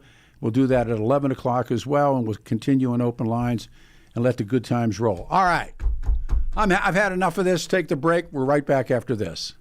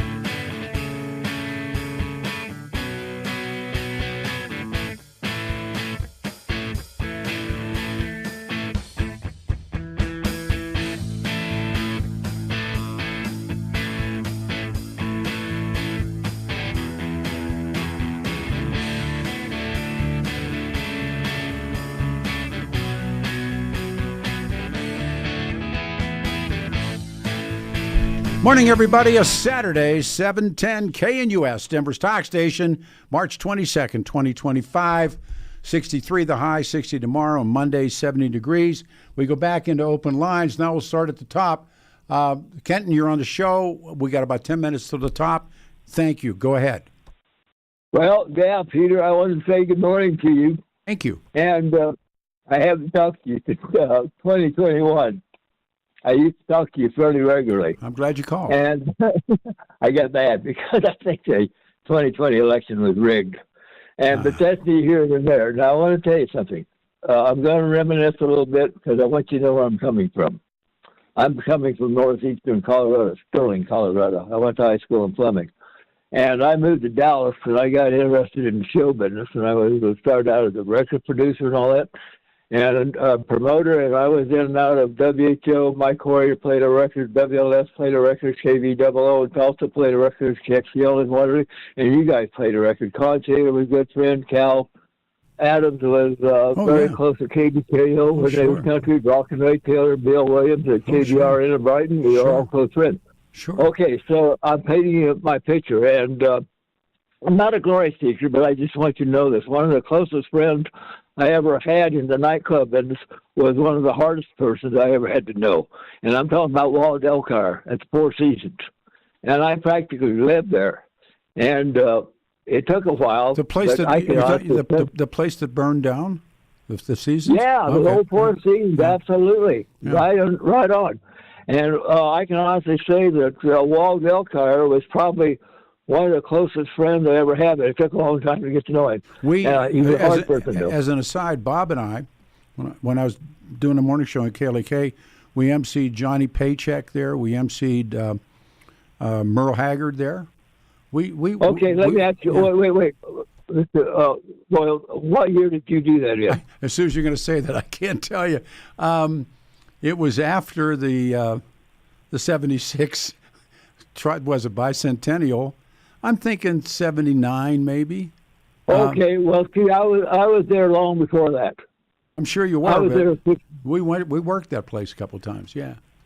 Yeah. Well, anyway, Walt would have been out. His son, Wayne Elcar, would have been the guy that you were dealing with. I got to tell you, because of time, make your point, please. Okay, so I moved to Dallas, Texas, and I was doing those one-nighters, and so I got interested in the restaurant business.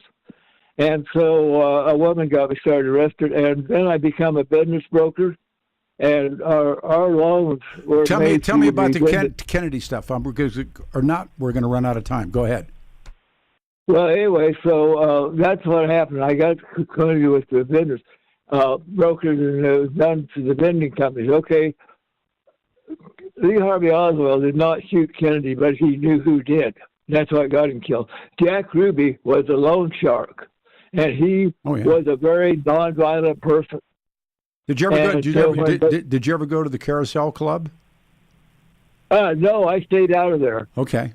And Carlos Marcellus, the crime boss in New Orleans, is the one that orchestrated the Kennedy assassination. Part of the drop that came down was a tape alleged to be Carlos in jail claiming that he was part or was involved in the murder of John Kennedy. Carlos Marcello, there's a wonderful book entitled Mafia Kingfish about Carlos. Right, that's the book. That's the one you read. That's the one you need. I read it. I read it as well. And actually, I know the guy who wrote it, or he's gone now. But all of the stuff that was going on in Dallas was controlled out of New Orleans. It wasn't. Right. It was. He was the orchestrator of it. Yeah, and then Jack Ruby, I've been led to believe, also was connected out of Chicago. Was connected to the outfit, and that goes back to Momo Giancana, who was... Well, yeah, okay. Jack Ruby actually worked with Al Capone, and he was a loan shark, and when he moved into Dallas... I believe all that, sure. Okay, that Carlos, or pardon me, the Carousel nightclub, I stayed the hell out of there because it was too deep for me. And anyway, so Jack Ruby set that up as a business. That's where he made his contacts, made business loans, and that's where he did his bail bond. Okay, he was in and out of that Dallas City and County Jail numerous times, and he was always non-violent. They had no reason to expect him. but they grabbed Lee Harvey Oswald. Lee Harvey Oswald wasn't arrested until the next day after the Kennedy assassination. No, he was arrested that afternoon in the movie theater. No, he wasn't. Huh? No, he wasn't. Then who's lying? He wasn't arrested until the next afternoon, and they caught him in West Dallas, Oak Cliff. That's where I live. He shot the police officer. He was in the movie. They went in the movie house and got him. I mean, that's... No, he was not in that Texas Street Theater on well, who'd they arrest? Boulevard. I used to go... No, they didn't. They did not. Listen to me. Let me get the question out. Who did they arrest if it wasn't him? Well, they didn't arrest Lee Harvey Oswald till the next afternoon at West Dallas and Oak Cliff with his Russian wife. No, there was no arrest made at Texas Street. That Texas Street Theater in West Dallas. All I can tell you is the videos that I've seen where he has the black eye, and he claims he's a patsy, and he had allegedly had shot the officer, and he was. That's the rumor. Yeah, that's the rumor. And for all the money and what's behind the curtain, what movie was showing in the movie theater that they took Lee Harvey Oswald out of? That I don't know, but when I went Battle Cry. It was Battle Cry. They took him out of that movie theater. Well, I don't believe that at all because Lee Harvey Oswald was arrested the next afternoon with his Russian wife. All right. And I'm real sorry. Well, you don't have to be sorry. But, well, I mean, I hear all this garbage about Lee Harvey Oswald, but he knew who did kill him, and that's what got him killed. They had to get a guy in that Dallas City Police Department that had a clean record. Jack Ruby was the top man, and when he went into that Dallas City jail, that was top priority. Take Lee Harvey Oswald from the Dallas City to Dallas County. Okay, 4 steps behind Jack Ruby was the chief of police. Yes, he was. Right. But that doesn't make... Well, again, the stuff about Ruby is really interesting. He literally walked down a ramp with sandwiches because the cops and some Dallas PD in their off-duty hung out in the carousel, and Jack bought him drinks, and he always took care of the cops. That could be, but I'll tell you one other thing. When you talked about the Kennedy assassination in Dallas, Texas, you want to be real careful not to talk about it in public, and you certainly didn't want to talk about where alcoholic beverages being served. But anyway, Lee Harvey Oswald knew, and that's why they had to kill him, because they thought under pressure he would talk. All right. He did not. All right. He did not shoot. He was not arrested at Texas Theater. I went to that Texas Theater numerous times. That's the first time I saw full-length X-rated movies. And it was just a little ways. I was over on Fort Worth Avenue in West Dallas. And, I hear all this garbage about Lee Harvey Oswald did this, Lee Harvey Oswald did that. No, he didn't. And I'm glad Paula Luna is investigating it, and I've called her office. Yeah, she said it. And naturally, I didn't talk to her naturally. She's too high up, but I did talk to her assistant. I said if I could be any help. We're going to do our best to get her on the show because she appears in. I think she's great. And just recently, I think we're seeing a history repeats itself. Donald Trump has got a well-organized cabinet. Okay, the Kennedys didn't. Nobody likes Robert Kennedy. The Kennedys didn't get along with Johnson. Johnson didn't get along with the Kennedys, and J. Edgar Hoover was on the take, and he didn't get along with them. He got along with that part's all true. That's certainly true. He got along good with Johnson, but he didn't get along with the Kennedys. And this is a different structure. But this Pam Bodner, God bless her soul, man, she's got balls. She's almost another Robert Kennedy. I never liked Robert Kennedy, but see, that's who they had it in for, because he had 400 indictments, 150 convictions. He was putting those guys away left and right, and that's who they were really looking for. They were looking for Robert Kennedy. His principal target was always Jimmy Hoffa, and there's a wonderful book entitled The Hoffa Wars that I would recommend to people about. And remember, when Jack was murdered or Jack was hit or whatever you want, then Jimmy Hoffa would not lower the flag on the top of the Teamsters Union building in D.C. All flags were half-mast all across the country, except for Jimmy Hoffa would not lower the flag. Yeah. I'm just saying, at that time, if you really want to know who killed President Kennedy, talk to the pimps and the bookers, the bookmakers, and the prostitutes, and the strippers, and the dippers. That's what to tell you. We're underway. All right. Thank you, brother man. Everybody, hang on. When we come back, we're going to talk briefly about a motorcycle show in Colorado Springs that I have entered my vehicle in. And I've never done that before, and then we'll get right back into open lines. 710 KNUS, good morning, everybody. 63, 60 tomorrow, 70 on Monday.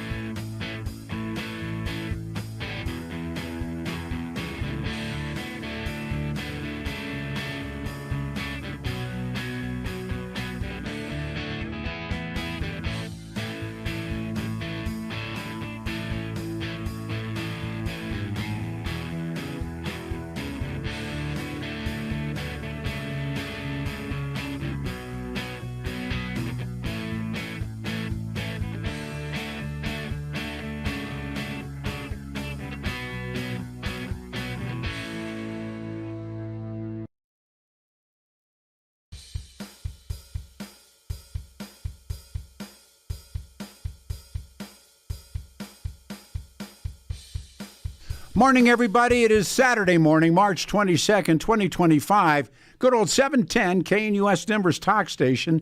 The weather, it's a good one for a motorcycle show. 63 today and 60 on Sunday, and Monday, 70 degrees. We'll take a little sidebar here for a second, then we'll get back into jam lines and open lines.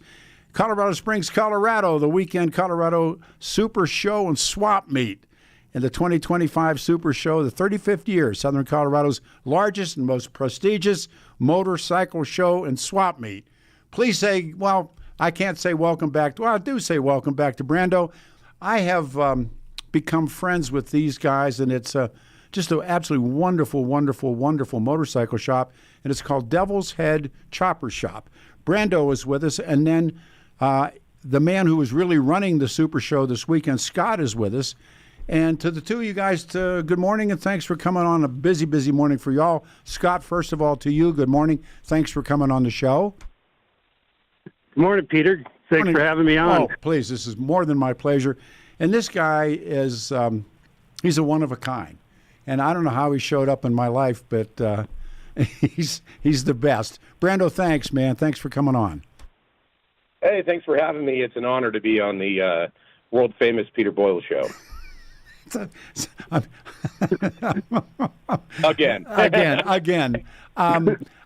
have never entered a motorcycle in a show, and I bought a trike. I've had a lot of physical setbacks, and these guys, Brando in particular, has tuned his bike up and changed it around, and it actually looks like a very, very cool trike. So it's being entered under your banner. Is that fair enough, man? It is being entered under the banner of Devil's Head?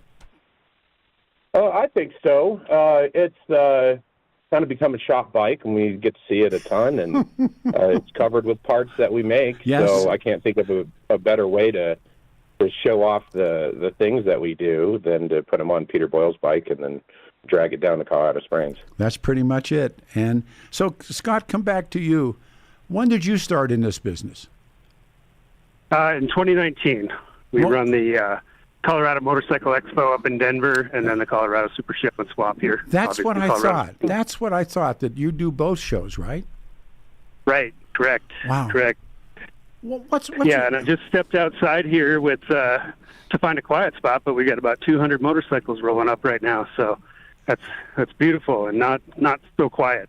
What is your personal ride? What do you ride? I ride a 23 Road Glide. Okay. Brando has like Fast Johnny. You got one of those Fast Johnnies? All right. Yeah. All right. Yep. Is it blue paint, blue and white?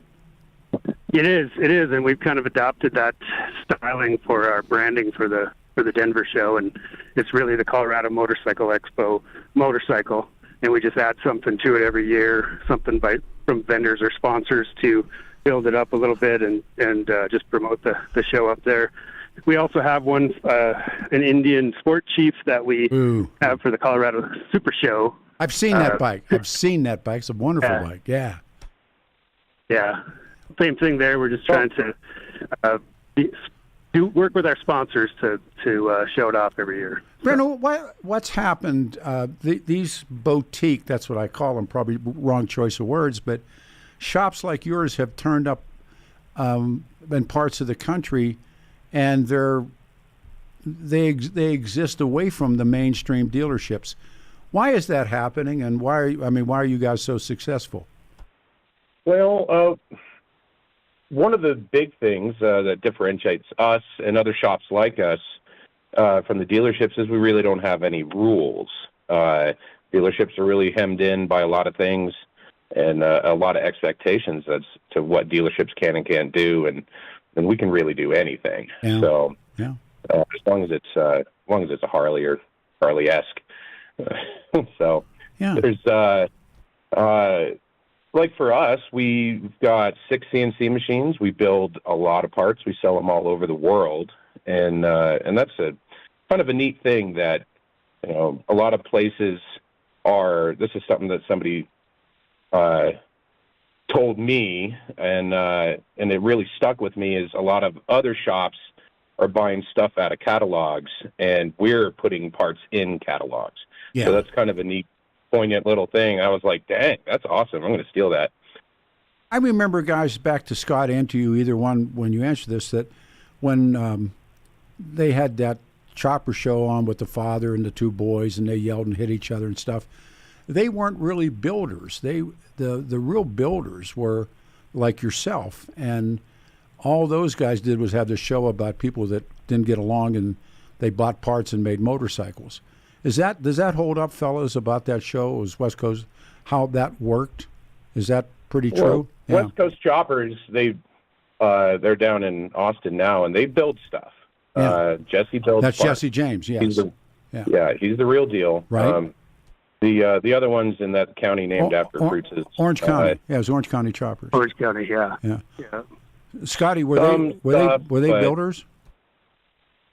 I watched a bunch of their episodes. They built some parts, but I'm not. I think they were TV stars, and that's one of the things that I've seen over the last decade at our shop is a lot of people have approached us to do shows like that, and I've turned them down every time because it'd just be boring. We really don't argue and fight. No, they don't.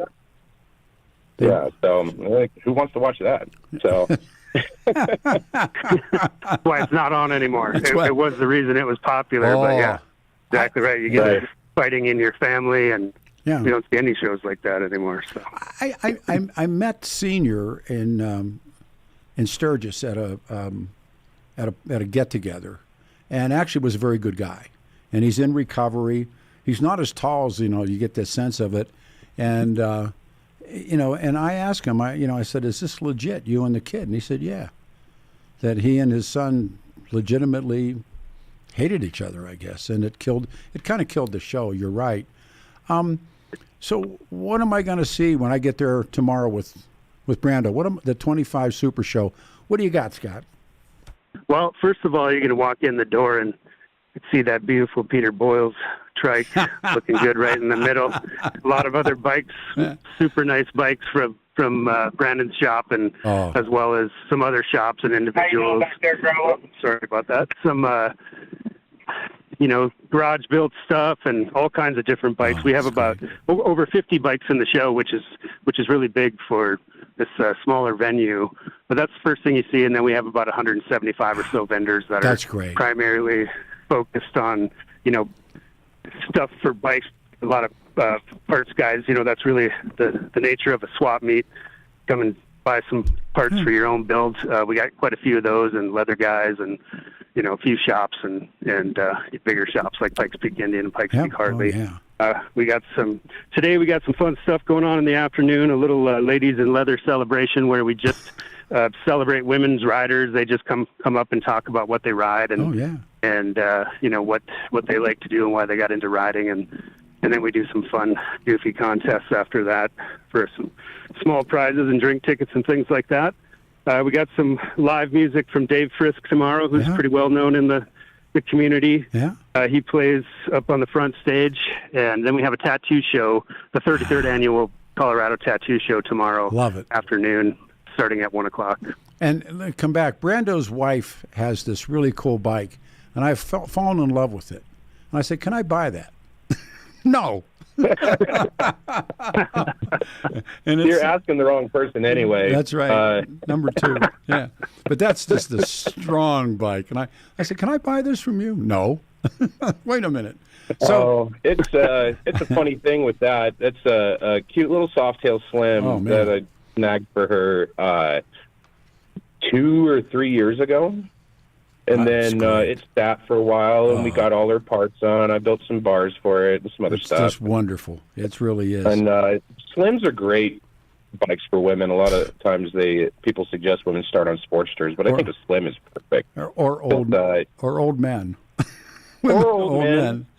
The nice thing about a Slim is they're so low center of gravity. Great. So they're just easy to stand up. And so she's been having babies for me. Yes. So she's absolutely not allowed to ride the thing. Hey, Scotty, I kind of went, no. And he doesn't say no, she did. Plus, we have to say special to Christy, to your wife, too, has been great to me. So how do we get delivery, and how do you get people there? And give them the info, please. Well, I will say the only place we sell tickets online is at coloradosupershow.com. It's just kind of rampant in the world of events right now, where people are doing scams and putting up stuff that looks like Eventbrite, but we sell directly through the website. It's the only place to get online tickets. Very easy to just come here and buy a ticket at the door, too. They're $15. Kids under 12 are free, and we have $3 discounts for seniors and active military. So it's out here at Norris Penrose Event Center, which is, the address is not really important, but it's off 8th Street in Colorado Springs, 1045 Gold Camp Road. It's free parking, and there's lots of it, so that part is really nice as well. Beautiful day for a ride or a drive if you want to load your car up with some goods. But yeah, right now it couldn't be any better. There's no wind. It's just it's great. Beautiful. So come on out for sure. Brando, who do I owe? Because I was down to the deadline to get my trike in, because Brando's putting apes on it, and we were out of part. Who do I owe the thanks to for getting it down there, getting it in? The biggest thanks definitely goes to our lead mechanic, Lou. You've met him a bazillion times. Louie, yeah. Yeah, he definitely put in some extra effort to get that done, because, of course, the first part we ordered, a brake line, came in 2 days late. Yeah.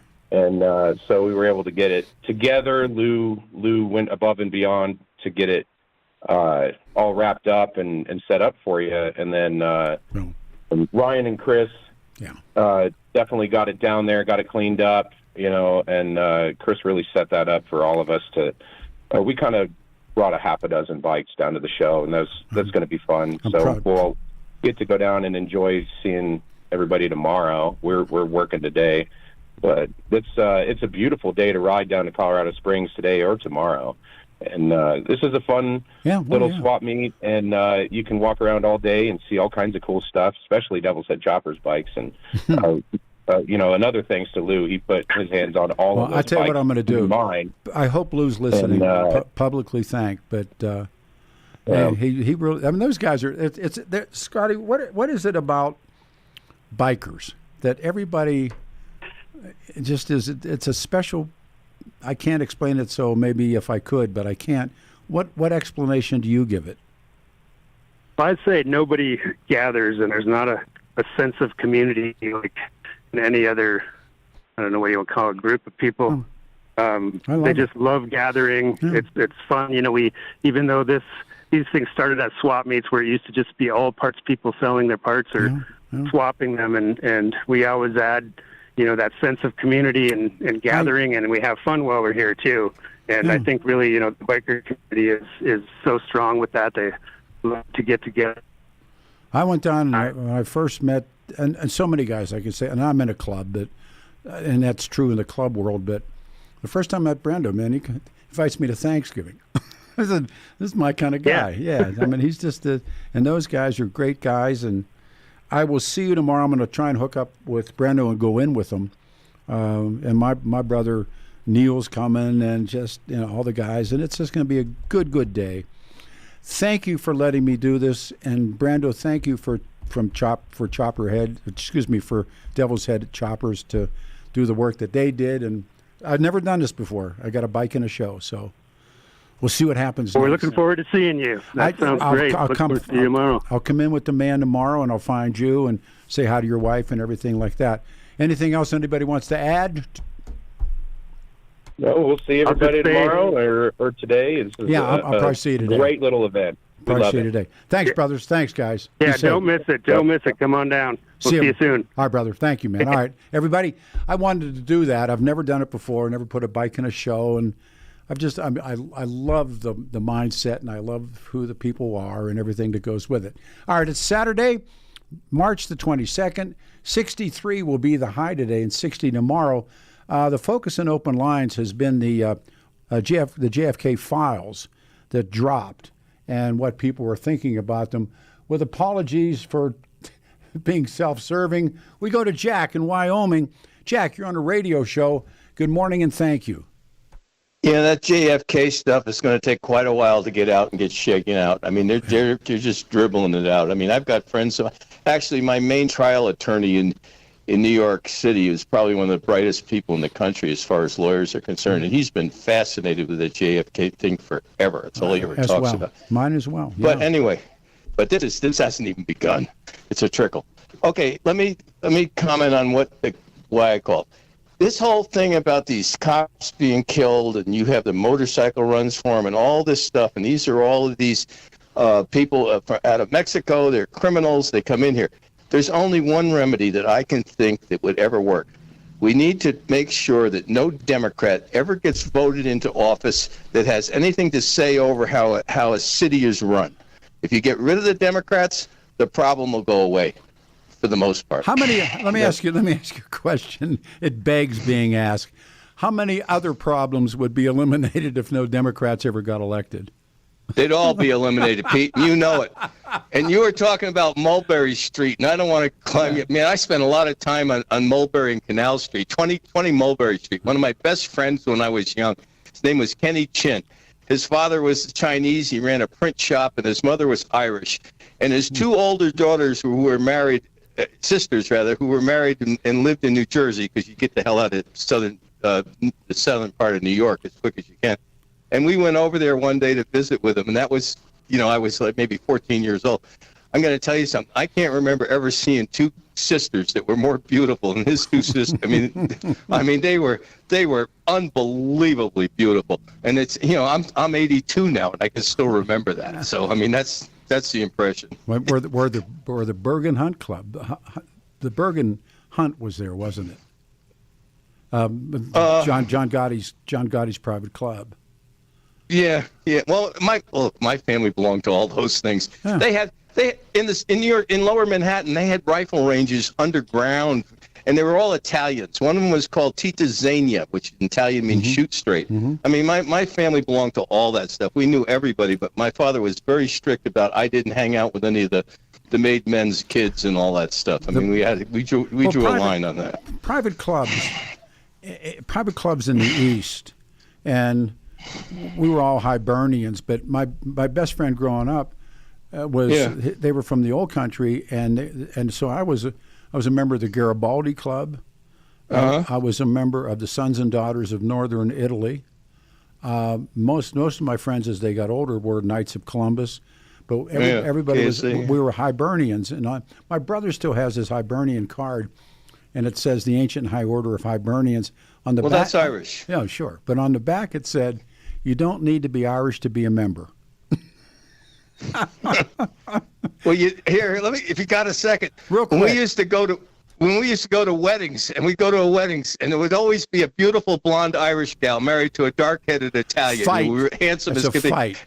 That's a fight. Somebody would say, it's too bad she couldn't have married a white man. Oh, and there it goes. The tables went over. Everything. The fist fights. I'm an older boy. You tell me the name of the church. I'll tell you. We always said a mixed marriage is when a girl from St. Patrick's married a boy from St. Joe's. That's a mixed. Yes. And that's a fight. There's a I know. And then they all hang on each other.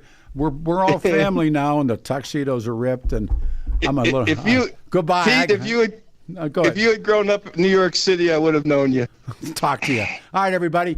One line is open. We keep the turnaround going. 710 KNUS open lines. What was released? 710 KNUS. We are Denver's talk station. Hang on.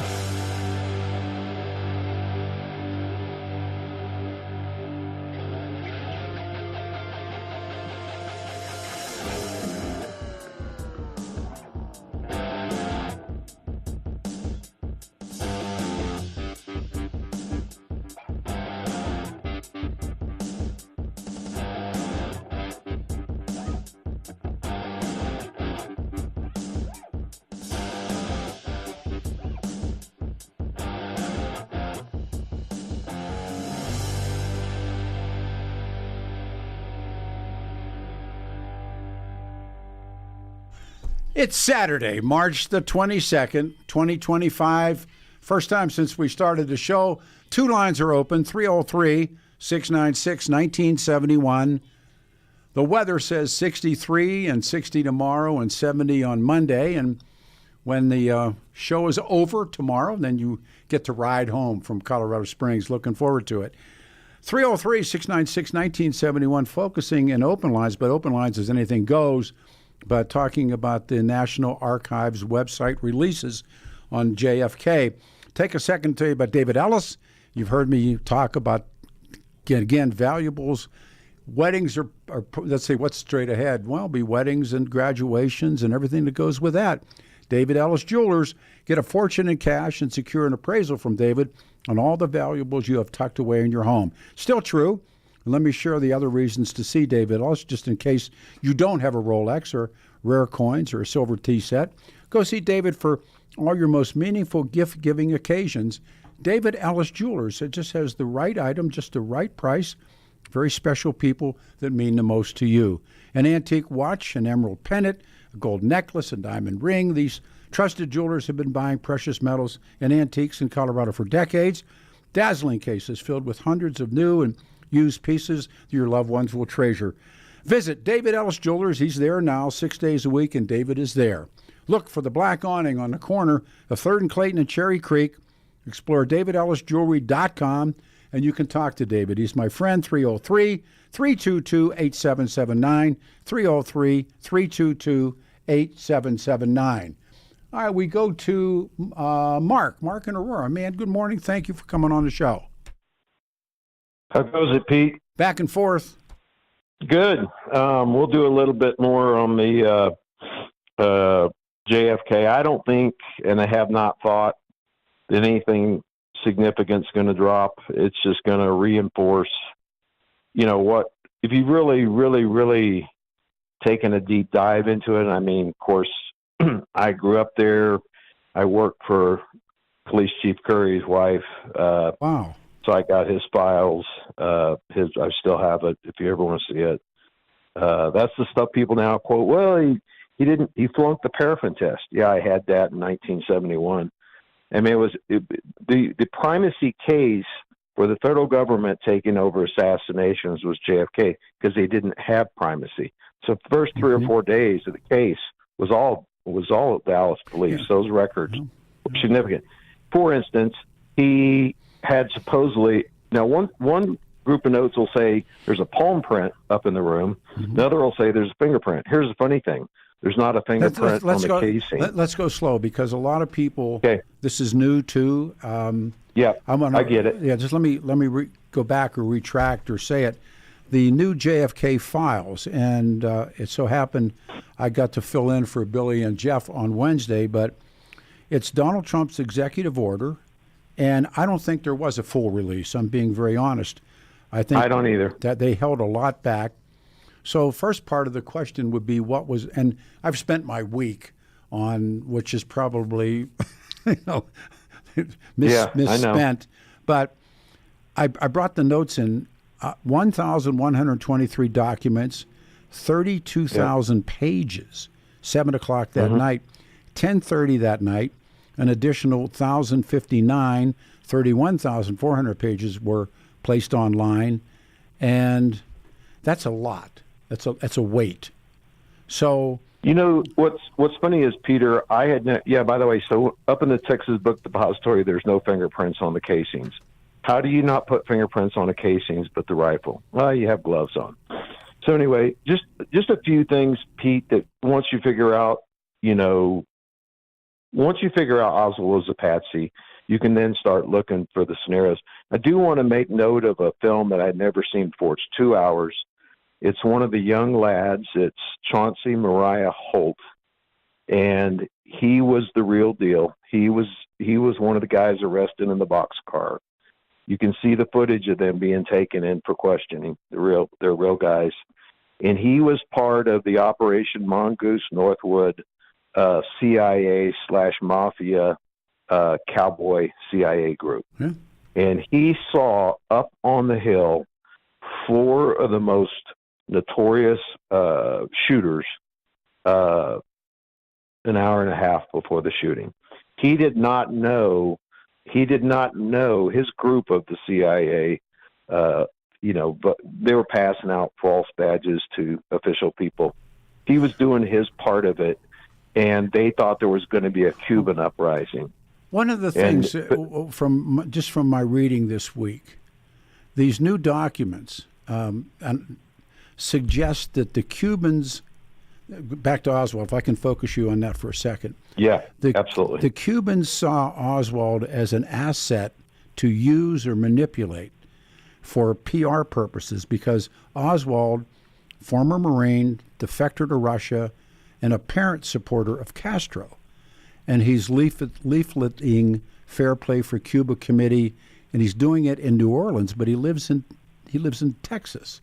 And then there's this unredacted roster of these top secret CIA paramilitary agents revealing which CIA officers and which Cuban groups were in contact with and aware of and reporting on Oswald in New Orleans in summer of '63. And then that leads to September '63. Oswald goes to Mexico City. This is all provable now, to try to obtain a travel visa to go to Cuba and then later back to Russia. At the time, it was illegal for Americans to travel to Cuba, so they went through Mexico City. Again, the CIA is all over this visit.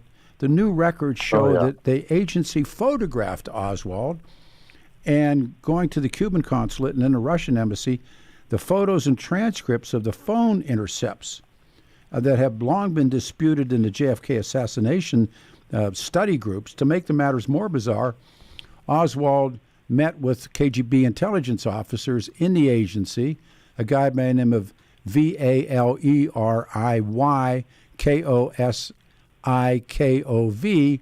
who was known to be part of Russia's assassination department. This is all from my reading this week. So where does it take? Where does it take us? Clearly, this is not shocking, but clearly the CIA lied to the Warren Commission about knowing nothing about Oswald. The question let me come to you with the question. That's for sure. Why did they lie? Well, because back in that time in America, I think everybody's idea of espionage was James Bond, and different kind of images from the movies and films, and like it was this glamorous thing. But these people were tied in with the mob. Pete. It was dirty. Absolutely. I mean, all this stuff turns up about John Rosselli and all of that stuff. But given let me come back to try and make my head focus. The only people that lie are people that are hiding something. Right. And so the question is, why? And of course, Edgar Hoover also would lie to the Warren Commission, but the CIA lied to the Warren Commission. Now, were they told to lie? In other words, James Jesus Ingleton, one of my favorite people to read about, and they suppressed the idea. I mean, Oswald. Better question, Peter. Knowing about that Mexico City visit before it was public knowledge, can you speculate that Oswald was set up to be a fall guy in the hope that the U.S. would finally invade Cuba and depose Castro? Well, yeah, and the whole split over the failed Bay of Pigs and all that stuff. And, then Kennedy and his brother started taking a hatchet they were going to go after the CIA. And a very evil guy was Dulles. I don't know if he was the point guy. Somebody was the point. Because listen, I know this video is like an hour and 58 minutes, but Chauncey Holt was arrested up where the shooters were in the railroad tracks, up on the grassy knoll, behind the grassy knoll, and he was there. And then he's now, 8 days before he died, he did a video with the Danish film producer. And Pete, I'm telling you, I've never heard anything more credible in all the years I've looked at film. And for that hit. And for what's clear now, 4 of the 5 burglars arrested in the Watergate were veterans of the Bay of Pigs. They were also members of the CIA operations in Miami. And there's one of the documents that I've been given a lot of help where to read because there's so many. But one of the documents is about Frank Sturgis, and he is the famous smoking gun tape from June of '72. It's a long way around the barn. Nixon references Howard Hunt and the Cubans, and so Bob Haldeman is, and again this thing gets to Bob Haldeman. Remember this? They were called the White House Nazis, Erickman and Haldeman, and they talked about if they were going to embarrass the CIA if they were involved with Nixon. The CIA breaks its. I know this from other stuff. The CIA breaks its directive and begins to spy on American citizens. Now, the CIA is only tasked with foreign intelligence, but of course it gets far worse than that. So the CIA tell the FBI to stop the Watergate investigations, or they would reopen, and this was on the tapes, the whole Bay of Pigs thing and embarrass the CIA. But interestingly enough, Pete, this guy's video that was one of the not rogue, but he was either Operation Mongoose or Norwood. He was one of these cowboy groups, and there were probably 3 there that day. None of them knew what the other group was doing. Mm-hmm. He was operating for the CIA, and you could call it international if your group ends up assassinating the president of the United States. He did not. I don't believe he did. But he witnessed an hour and a half before the shooting. Guy won, and he names 3 of them, Pete. In this video, he names 3 of them. I've looked them up. They're real guys. They're real assassins. For 4 of the 5. He says 8 days before he died, these guys were up there. Clearly, they didn't have their weapons 90 minutes before the shooting, but that was not a very trafficked area. That was a railroad yard. One of the things that interested me, and again, I probably spent 3-4 hours a day, were the documents that dropped clearly identify Watergate burglars as being part of the Miami CIA resistance movement. I mean, for real. I mean, it's like you don't think that, but you think it. And so Nixon has these jokers, and they were Miami CIA anti-Castro Cuban operatives. And they end up being Watergate burglars. And, I mean, am I making too much of that? I mean, the Cubans... No, because I don't think... When they started putting those organizations together, for quote-unquote, from their perspective, a good cause, get Castro... when you put the mob and you put the CIA and you put money and you put women... One of JFK's mistresses went to one of the heads of the Warren Commission, and again, her video's up too, and she says, "You tell them the truth about what happened in Dallas, or I will." They shot her dead in the street. I don't think people realize that. There were so many fallouts but the one woman that was Judith Exeter Campbell, clearly the lover of Sam Giancana, clearly the lover of John Kennedy, alleged to have passed notes or money between the two. Whether or not that's true or not, I mean, you get, as they call, get closer to the bone. And there's this congresswoman, I'm going to try and get a radio show with her. I don't know, but there's a podcast called JFK Facts. And I'll read this to you. Republican Florida Congresswoman Anna Paulina Luna, who's been appointed... Yeah, I know who she is. Okay. Been appointed by the House Oversight Committee to lead the new task force. Luna announces that the hearings will begin April 1. We'll see. She also hinted, and I'm reading this, not a smoking gun document was not dropped, alleging from a CIA whistleblower that she was made aware of, and let me read this why it's important. She said this whistleblower implicated she can prove the CIA's involvement in the JFK assassination. And that was stunning when I read that. So, yeah, I think it is. And here, if you get a chance, Pete, and I know, got a motorcycle thing going, but no. Listen to that guy. Pete, it was the most harrowing 2 hours of listening to stuff, because clearly I believe this guy, and he's vividly describing what happened, how the whole operation got put together. They had a warehouse in Santa Barbara. It's unburnable the way these guys were. They existed. They were making stuff happen. It makes you really wonder about Martin Luther King. That's next, and when that one hits, watch your step. But the next one will be.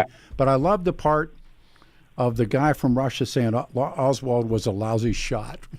No, he wasn't. You know what? This is one of the funny things. This guy, I thought of you when he said this, because we've always talked about the gun, and there's all these photograph guys that tell how that's a bogus photograph.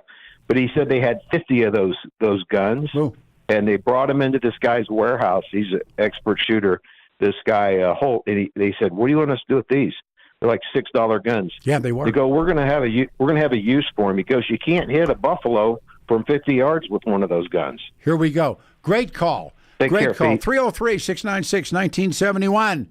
We continue in open lines. It's Catch Can. It is March 22. I'm Peter Boyles. This is 710 KNUS.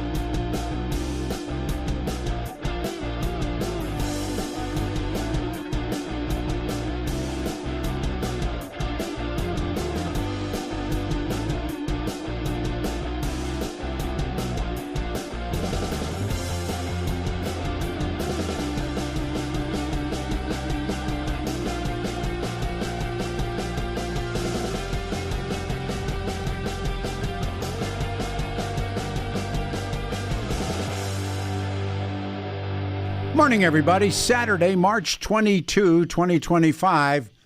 Good old 710 KNUS. 63 the high, 60 tomorrow, and on Monday, 70 degrees. The show started this morning. We had the legend on, the Hitman, Joe Williams, talking about the passing of George Foreman. And then we had Donnie Young's widow, Kelly, on. His murderer, his assassin, is trying to be eligible for parole, and we're going to stay with her in the weeks to come to try and stop that. And then the fellas came on from the motorcycle show, and we've been talking in open lines by and large about the Kennedy files being dropped. And there's a question that I brought up when I was filling in for Billy and Jeff, and I'll do it again. Why does it matter?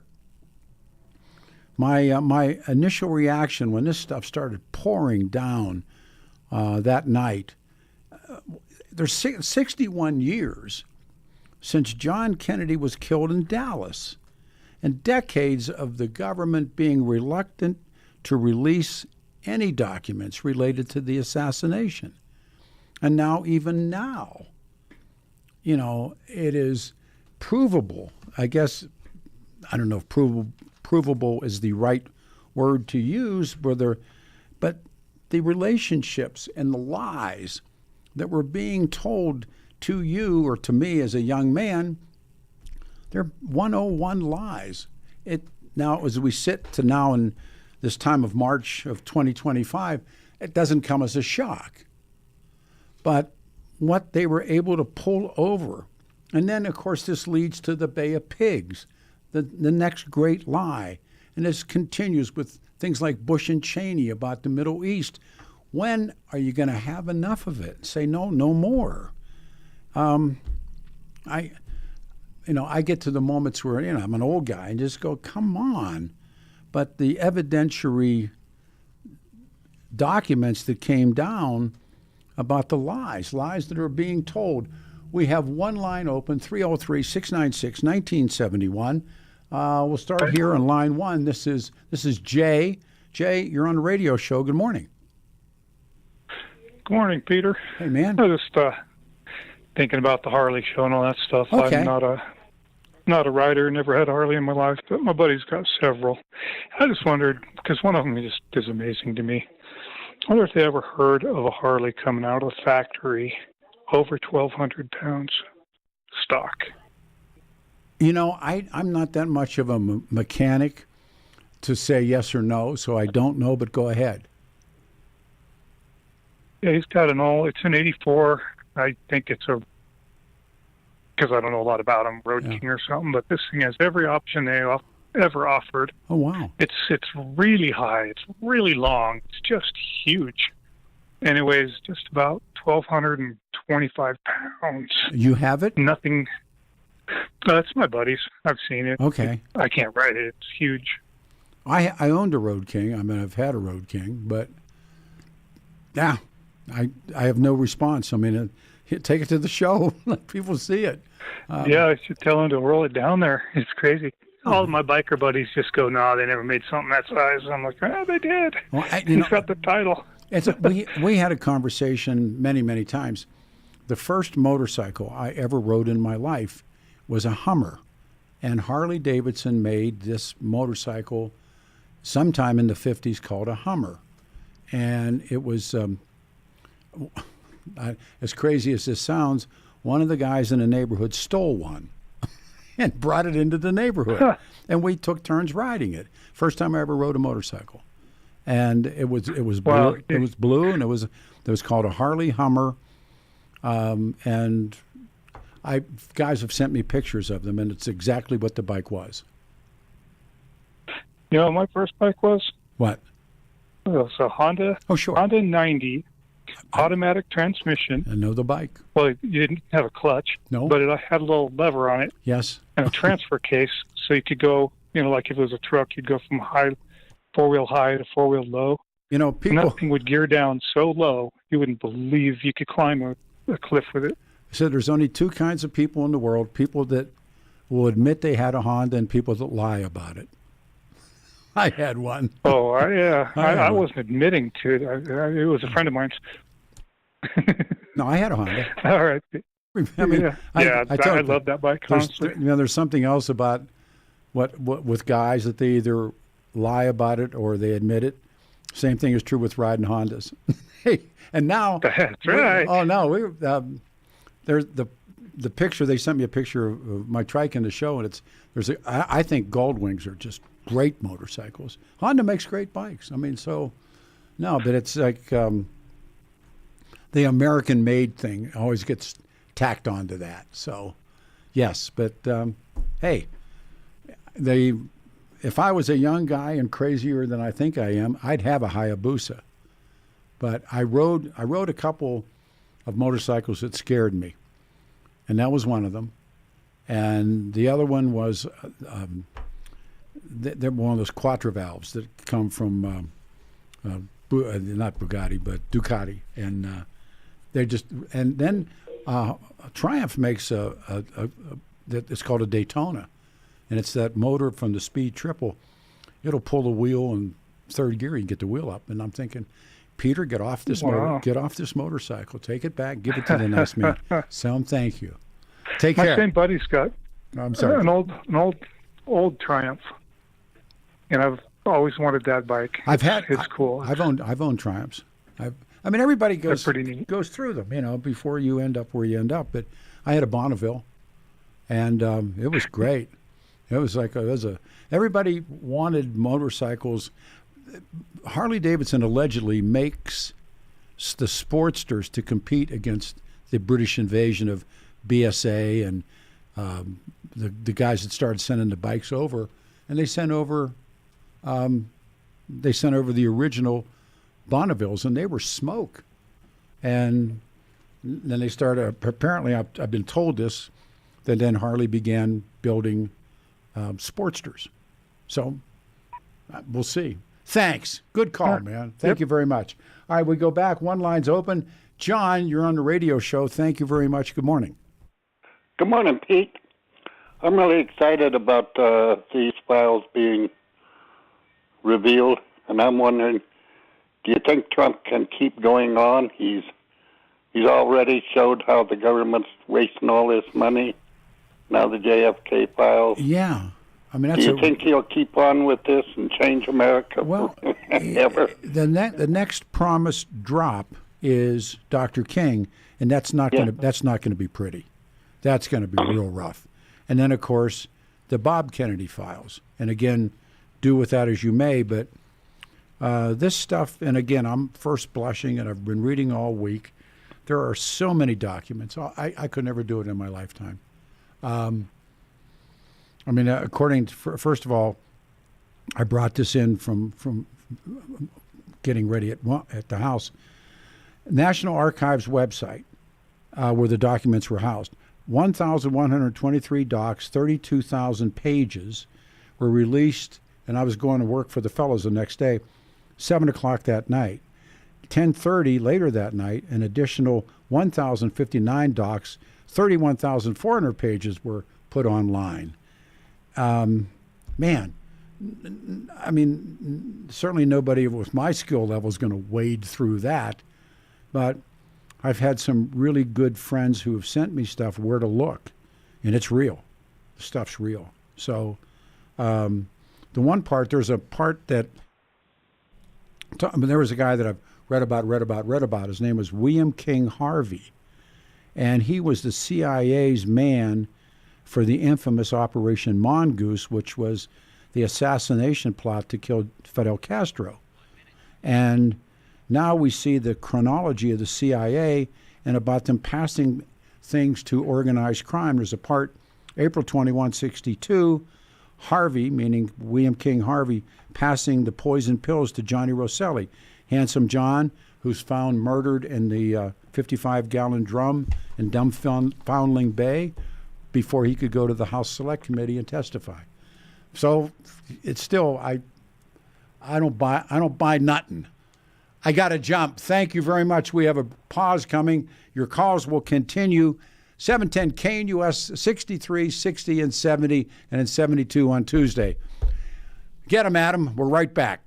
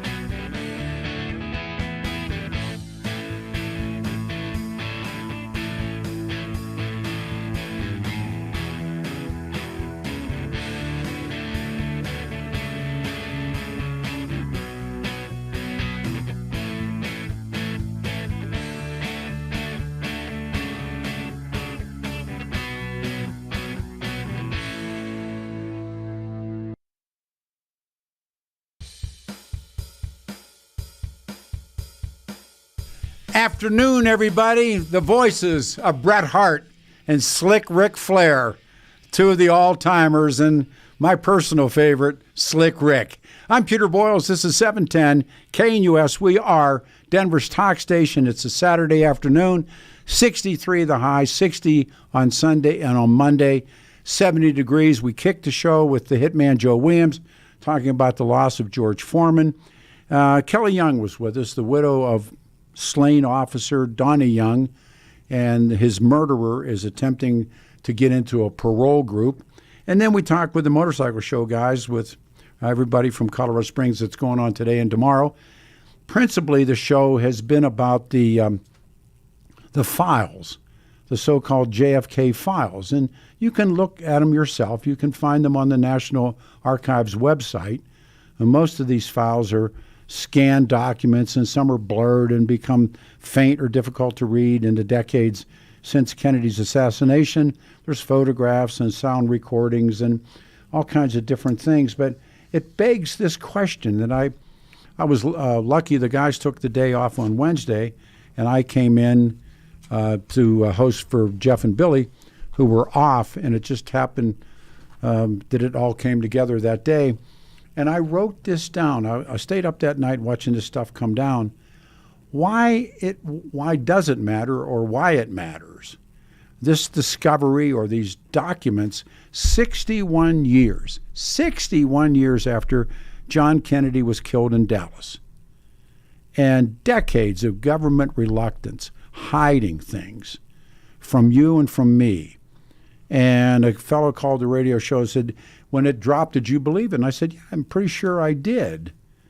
But now, of course, I believe nothing the government says. I'm part-time reading Nietzsche, which once again suggests I need a life. But Nietzsche said this: when the government talks, it lies. Everything the government has, it steals. Gotcha. All right, let's go with jam lines. Good afternoon. This is Bo in Lakewood. Hey, Bo, you're on a radio show. Good afternoon. Hi, Peter. Brother? I have a question. I have two questions. First, about the release of the records. Yes, I've been looking at it. It's daunting. But I have a question about the autopsy photos. I believe they released like 10 to 12 photos. I'm sure people have seen them on the internet. But the night of the autopsy, they took at least 35 to 40 photos. I'm sure they did. And I think during the House Select Committee on Assassinations in 1979, I believe they let the Parkland hospital doctors come to Washington and examine those photos, but they were never released. And I would just like to know if anyone knows if they're going to release the rest of these autopsy photos. Now, that's a legit question. And, the Parkland doctors never believed any of it. They never believed the Warren report. They finally spoke as a group, Parkland doctors. But your point's well taken, and your question's great. What's your other one? The other question is on the assassination rifle. I've heard on the show that they're right. They couldn't find any fingerprints. The Dallas Police Department didn't. But when I think the next day, they flew the rifle to the FBI laboratory in Quantico.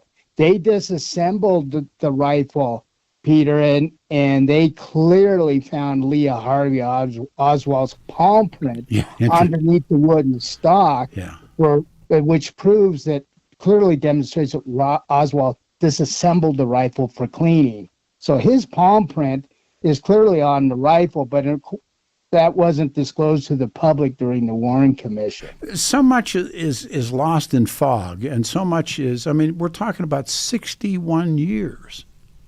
One of the questions that I wrote down for myself, and by the way, you sound like a guy who clearly knows what he's talking about, but one of the questions I ask myself making show notes is why? One of the things that is clear, and I've had some guidance, a lot of guidance from legitimate historians, not me, legitimate historians, that ask the question, why? And I ask that as well. So certainly, let me bounce this off you because this is how, certainly now we know, legitimately documentable, the CIA lied to the Warren Commission about knowing nothing about Oswald. So my question following that is why? Why? Remember that great line, the only people who do that when they're lying because they're hiding. So given Cuban exiles were the ones to immediately point the finger at, they called him Castro-loving Oswald. On the day of the assassination, he was captured in the theater knowing about his Mexico City visits, and it wasn't public knowledge. Why would the CIA lie? What was in it for them to lie? I think it's just total embarrassment of what our country was doing, and they just wanted to cover it up, all this subvert military action, and I believe they should have just released it all publicly and, at the Warren Commission, and then we wouldn't have this 61 years of conspiracy theories. And I think even though Trump released all of these records, I think there's some they haven't There's no doubt. released. There is no doubt. There's the Lyndon Johnson tapes, and if you're a geek or you don't have a life, you know the name of James Jesus Ingleton. And Ingleton was, there really was a mysterious person, the legendary James Jesus Ingleton. He's the CIA, counterintelligence chief. And he secretly testified before the Senate in 75, the committee you were talking about. And now we find out, at least according to the docs I've been reading, the relationship between him, the CIA assassinations chief by the name of Bill Harvey, and they're using Israeli intelligence operatives, of all things, in Havana, Cuba. And Harvey, of course, is the CIA point man for Operation Mongoose. And and now we know by documents, not by speculation, they're doing business with syndicate figures. John Rosselli, Sam Giancana, they're doing business with them. And is that why they would lie to you and lie to me? Yeah, I don't know. I'm just glad, Peter, you're bringing this to light so that the people know that the records aren't totally released, and we need to keep pressing on. No, but there is again, from people that I respect, when Lyndon Johnson becomes president, the man who's running the CIA, McClone, who's the head of the CIA, they had secret meetings that they taped. And those tapes weren't dropped.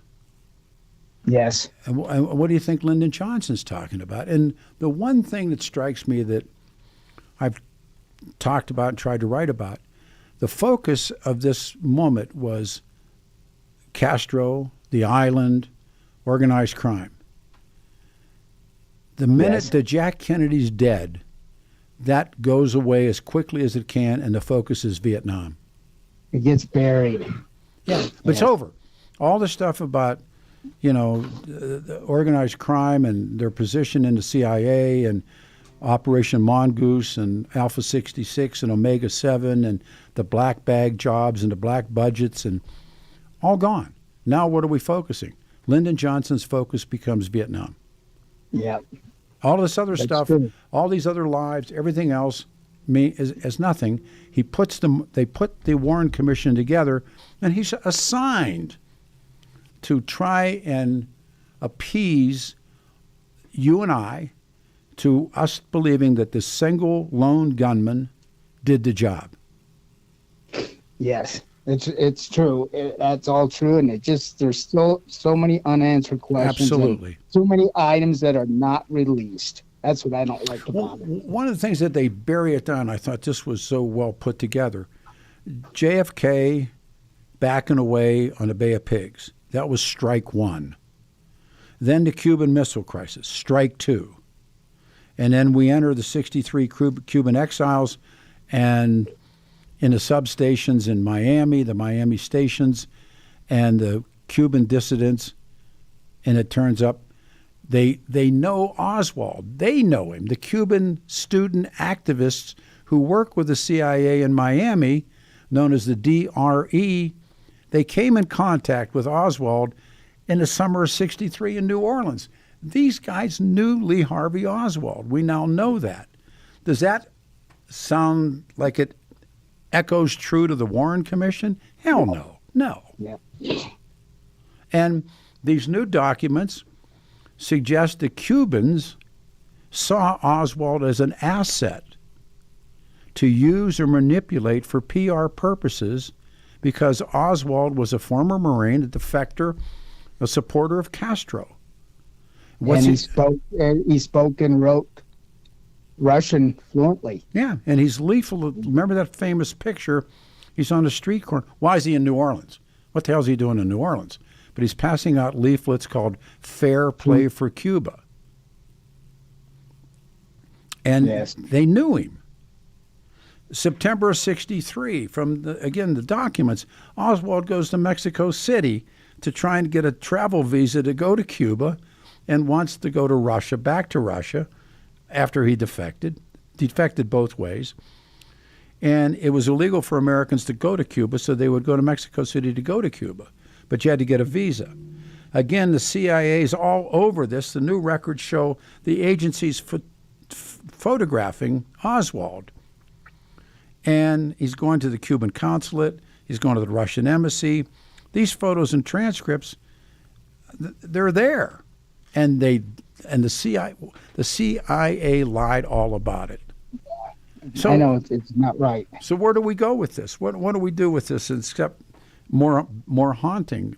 Certainly the CIA lied to the Warren Commission, or did the Warren Commission just go winky winky?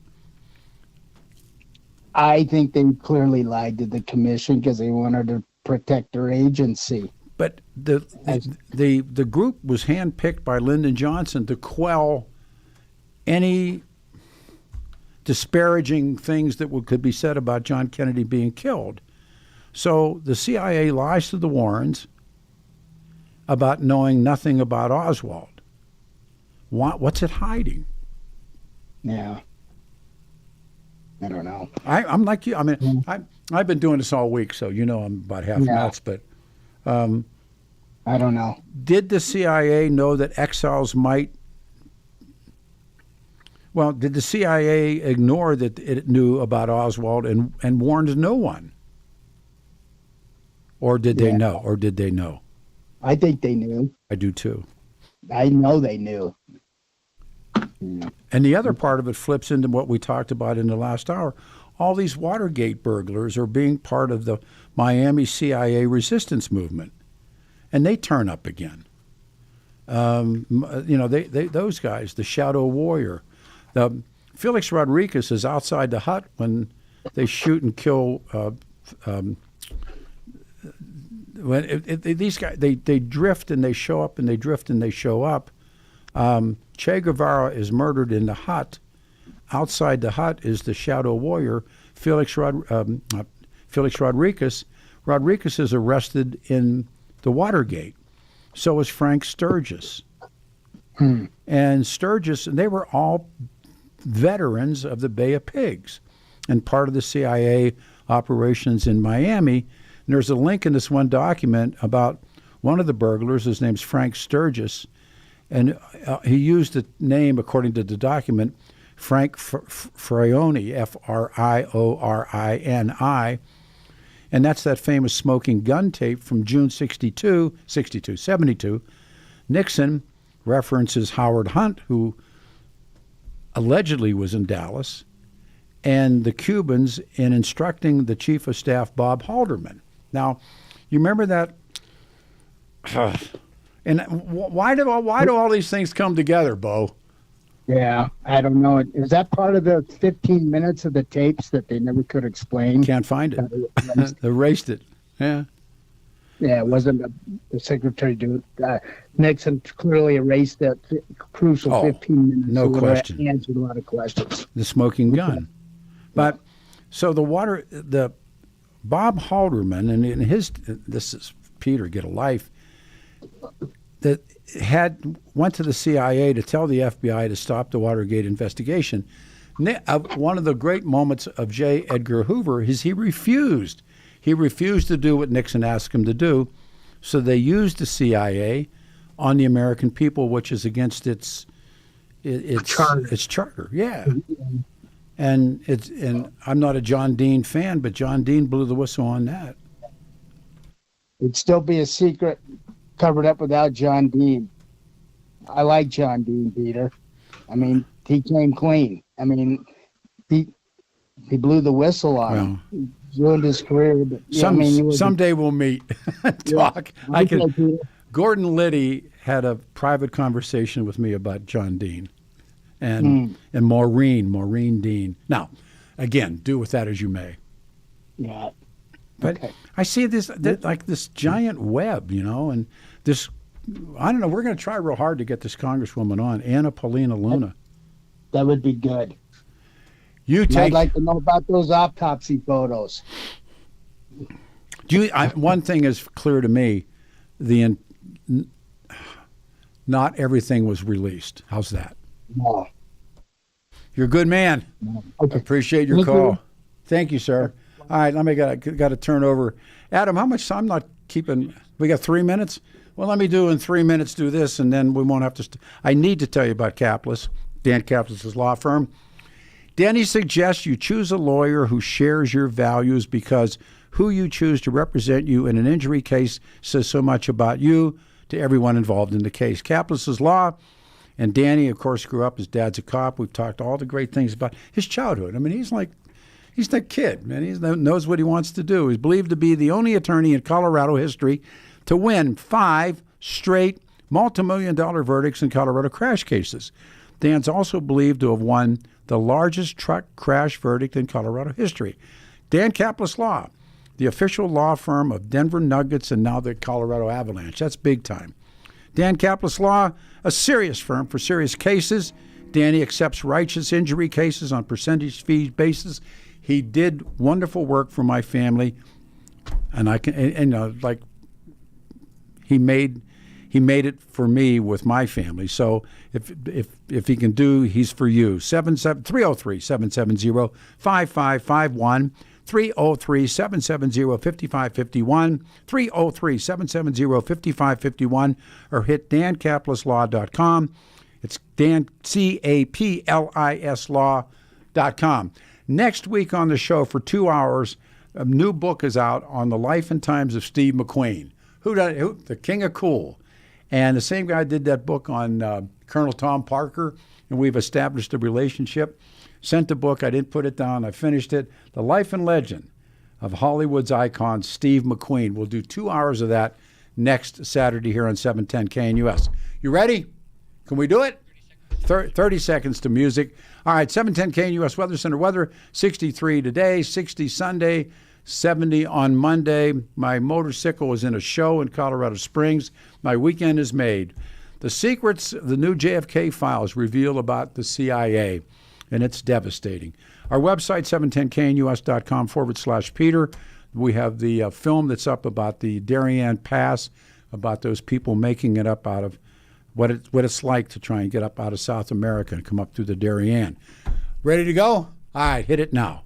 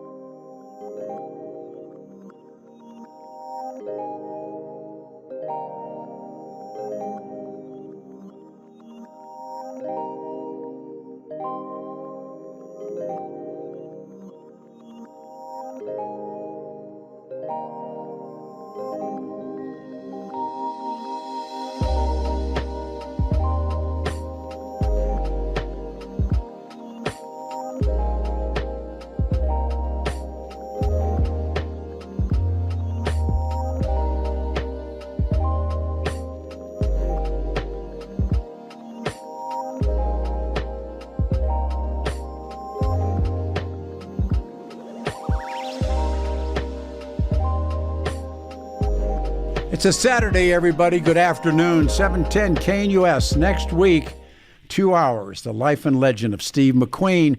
I'm Peter Boyles. This is Open Line 710 KNUS, focusing on these JFK files.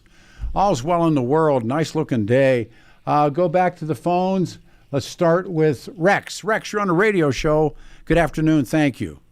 Oh, thank you, Mr. Boyles. Thank you for answering my call. May I ask you? Sure. The movie that Oliver Stone? Oliver Stone, yeah. Yeah. No, what do you think of the misinformation, or was it revealing something? Do you know what I'm talking about? I absolutely know what you're talking about. Most of the real good historians on this, Jim Garrison was the... Yes, Jim Garrison. But everybody that I speak to that I respect, put it there, said there is no way that anybody, especially at that time, could be elected as district attorney of New Orleans without the blessing of Carlos Marcello, the mafia don, the kingfish. And so when he starts that whole thing about the businessmen and all that stuff, it was a ruse. It wasn't legit. Now, I tend to believe that. The mafia don that controlled Dallas was Carlos Marcello. Now, in this drop of documents, allegedly, from my reading, there's a jailhouse that Carlos Marcello is in jail, and they catch him talking about his involvement in the Kennedy assassination. So Jim Garrison, believe me, without the blessing, or at least believe the investigators, without Carlos's blessing, Jim Garrison would have never been district attorney. And remember, Bobby Kennedy deports Carlos Marcello into Guatemala, and he's dressed up in one of those $1,000 suits, whatever they were. He's got the little skinny shoes on, and Bobby Kennedy deports him. Carlos Marcello is in the country illegally, and he, as is, I think, a number of those characters. I came across, this is the greatest trivia question all week. Joe Colombo, who was murdered probably by Joe Gallo. He's the guy that had the Italian, that group of, defending Italians and everything, and he was involved in the making of The Godfather. Do you remember the name Joe Colombo? He was killed. I do not, sir. I do not. Okay, well, educate me. Okay, well, Joe Colombo. Why was Joe Colombo unique? Joe Colombo was the first American-born Don of a family. Prior to Joe Colombo and during Joe Colombo, every head of every one of the, whether it's the Bonanos or whether, whoever, the Lucchese's, the Dons were all born abroad. Joe Colombo was the first American-born Don of a mafia family and was murdered. But that's how business is done. But I saw that movie, and it focuses on Jim Garrison. I never bought it simply because of what legitimate people said to me. Yes. That's all I can tell you. No, listen. I know that you like to absorb every bit of information, but how much of that portrayal was either exacerbated or was wrong? I'm just asking you. I couldn't give you a percentage. I just know what was said. And they went after all. There was a guy named David Ferry, who's just this odd guy. And when he committed suicide, his note, he did not handwrite a note. He did it on a typewriter, which kind of like that's. Whatever. Yeah, I got it. And he also had Lee Harvey Oswald's library card, and he's in New Orleans, and he was, what's that thing called, the Civil Air Patrol, wherever it is, and yeah. And there's pictures of him and Lee Harvey Oswald.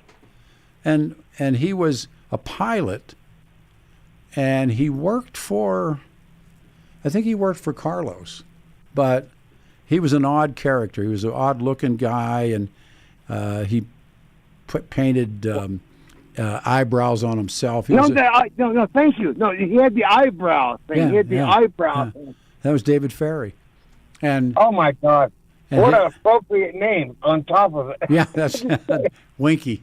But his assassination, his suicide note was written on a typewriter and not signed. I mean, it wasn't like a letter that you sign after you type. And no, it was just still in the, I think it's called, is it the spindle or the scroll or whatever it is that, and the typewriter. I hear you. I hear you. I got. Oh my goodness! I got to get a life. I got to get a life. But can I have the life that you threw away? I'll take your exited life. No, I just want your life. Nah, but I don't have a life, sir. No, I don't have one either. I just want to ask Mr. Boyles, like, I know you're a reader. I'm just saying, but thank you for listening to my call. Your call's great. What I come back to the question that I wrote for myself. Why does it matter? I mean, well, if I may say, if I was 10 years old, you were probably 19 or 20 when Mr. Kennedy. I think I was 18. I remember I felt sick to I was a little Catholic boy at 10 years old. Like, the world's going to end. And you were a young, mature man. No, I'm just saying. I was working, and I've said this before, and I've written about it, and everybody knows where they were. Anybody that was alive at the time knows where they were. Oh, my God. They all know. Yes, sir. And yes, sir. I was a Catholic. At the time, I'm a recovering Catholic. I did the sign of a cross. That's a great line. Like the sign line. of the cross in the cafeteria of Knollwood Elementary School in California. There you go. The world's going to end. That's all I thought when I was a little boy. That's all I'm saying. I remember I was working on an open hearth furnace, and there was a guy. He was a pipe fitter, but he was a bookie.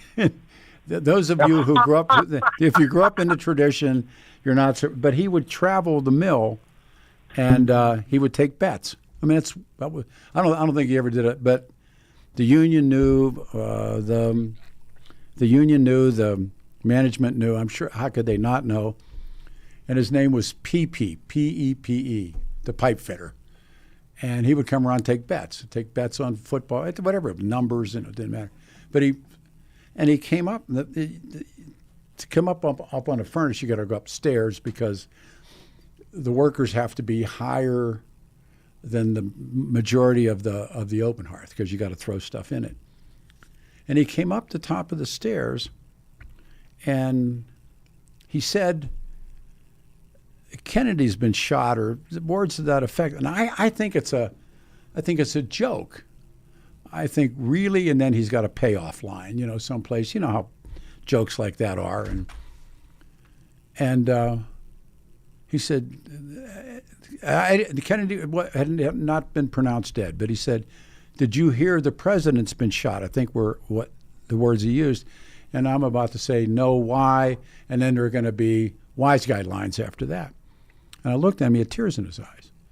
And if you've been up on a furnace or around furnaces or around there's always shacks. They always called them shacks. And it was where the foreman would be to do paperwork, or the heat treat guys or whomever would go in and out of the shack. Well, they had a radio. And I remember it distinctly. The guys turning on the radio. And somebody coming out and saying, "He's gone."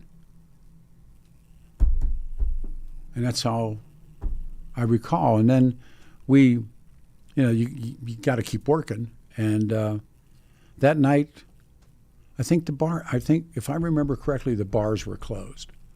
Or something. There was something in the neighborhood that bars weren't open. And so the clubs, we were talking about social clubs earlier, if you were a member of a club, I think the club stayed open because I remember going to a club.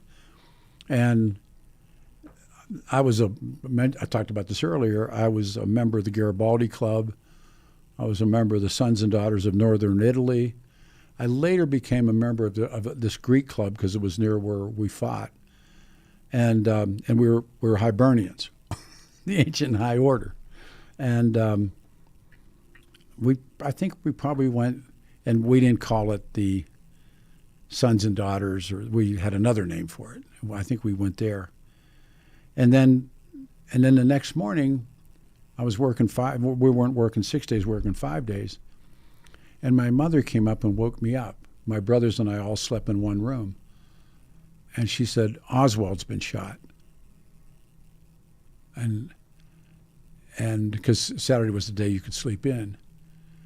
And Oswald's been shot. And like I said, the three of us slept all in one room, my brothers and I. And coming downstairs, the old man had a black and white TV. And Oswald had been shot. And that spun off into craziness. But I remember my dad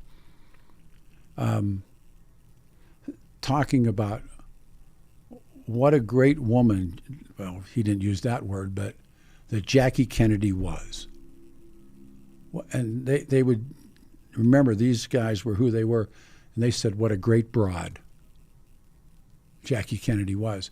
And remember the picture with little John, who, that death, and he's standing saluting, and his sister and Jackie. And then we got time for one of the most kicker stories about all of this is, and I've talked about it many times, but Bill Owens and I launched this One State, One Book. And we chose Pete Hamill's book, Snow and Autumn, about the little Irish kid whose dad died at Normandy, and he works for the rabbi in the shul in Brooklyn. And it's the summer that Jackie Robinson crosses the color line. And they go to the Dodgers games, but the rabbi and the kid, and it's just it's one of those books. So we choose collectively by voting, Pete Hamill was chosen. So I had met Pete Hamill once before, and I loved Pete Hamill. I was like, Hank Williams, you wrote my life story. So we flew Hank Williams. We flew Pete Hamill out here, and we were at the Ellie Calkins Center. And the witnesses to this, and there's Pete Hamill, myself. I had heart surgery, Kevin Miller's wife, because she wanted to come and be part of it. And Dr. Miller was my heart surgeon, my first heart surgeon first. Dan Hopkins, who was then press secretary for Governor Owens, and a dear friend, a longtime friend and a mentor, Governor Owens, and then the two state patrolmen who were security for Bill Owens. And we're sitting around talking, getting ready to go out and talk, and the place is packed, but we're backstage. So with Hamill there, and I don't know why, I said, Pete, can I ask you something? He said, yeah, sure. I said, because he dated Jackie Kennedy after Jack Kennedy's assassination. He dated her. I said, what did Jackie Kennedy believe about her husband's murder? He looked at me, he said, she believed in the conspiracy. Jackie Kennedy believed in the conspiracy. Whoa. And I mean, I remember everybody going, like, looking at each other, but that's a honest to God true story. And he said she believed in the conspiracy. And apparently Bobby did too, but wouldn't talk about it. But Bobby Kennedy believed. And then you see his son, when they ask him, and it's now RFK Jr. working for Donald Trump, and they just sitting in the chair. The guy said, do you believe the CIA killed your uncle? And he said, yeah. Like asking me what time it is. Yeah. He killed him. So, all right. I think we got a break coming here and then come back and finalize. But next week for 2 hours, this is a good book about Steve McQueen. Steve McQueen was not necessarily a good guy, but he was Steve McQueen, the king of cool. And this is the fellow that did the book on Colonel Tom Parker. And he sent me the book. I said, hey, man, send me all your work. And this book's entitled The Life and Legend of a Hollywood icon, Steve McQueen. And McQueen was everything, right? Remember everything about Steve McQueen. And who does that song, Steve McQueen? Who does use the same one? You got to help me with this one. You play it when we come back? All right. Can we come back? Yes. 710 KNUS.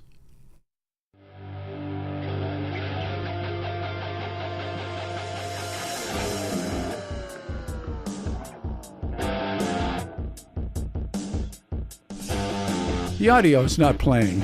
Let's try that again. 3, 2, 1, go. Is that it? There we go.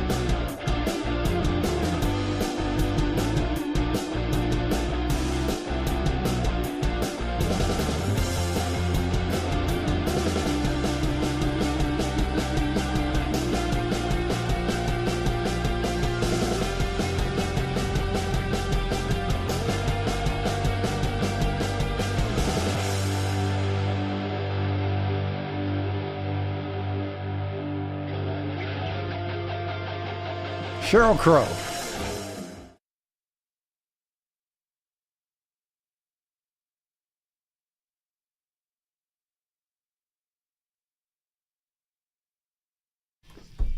Next Saturday, the new book is out. Steve McQueen, The Life and Legends of a Hollywood Icon.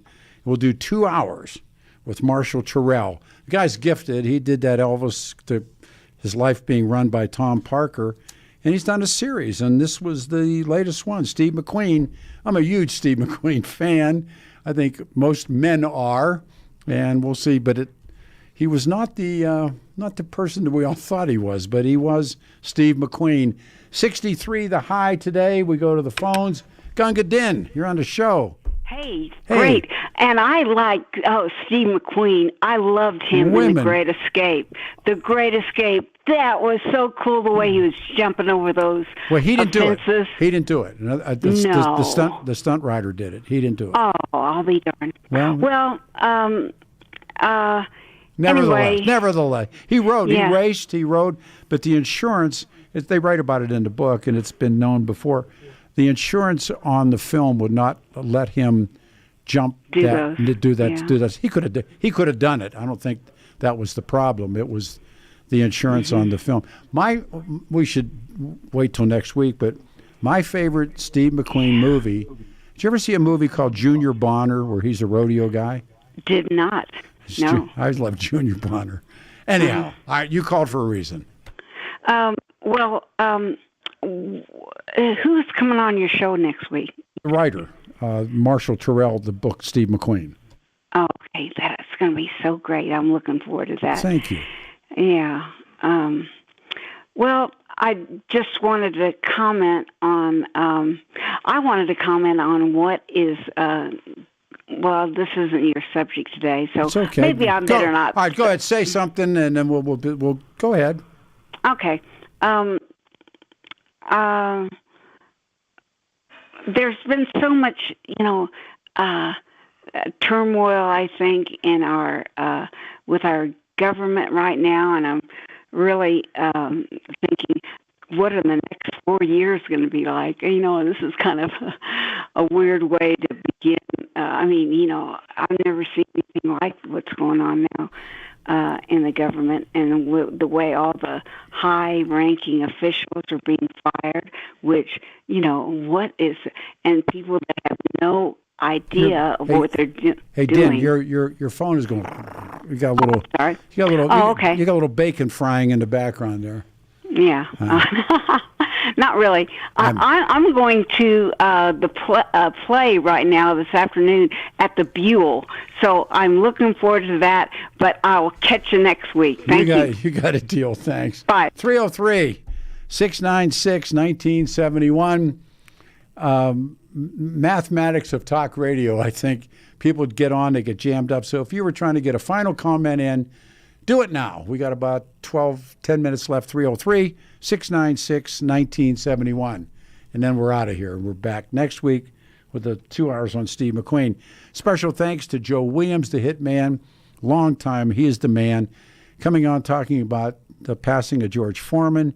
And Kelly Young, Donnie Young's widow. And we're going to stay with that story and do what we can do to stop that guy from getting out of prison. And my friends from the motorcycle industry who showed up on the show, and then lots of great calls. My heavens, the open lines calls on these new files that what they talk about, the CIA in particular, but the rest of it in general, about the murder, the assassination, the hit, if you want to call it that, on John Kennedy. And why, and I come back to this, my broken question, why does it matter?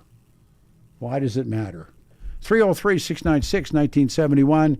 The man's clearing calls. Here we go. This is Dean in Denver. Hey, Dean, thank you. You saved me. You're on the show. Good morning. Afternoon.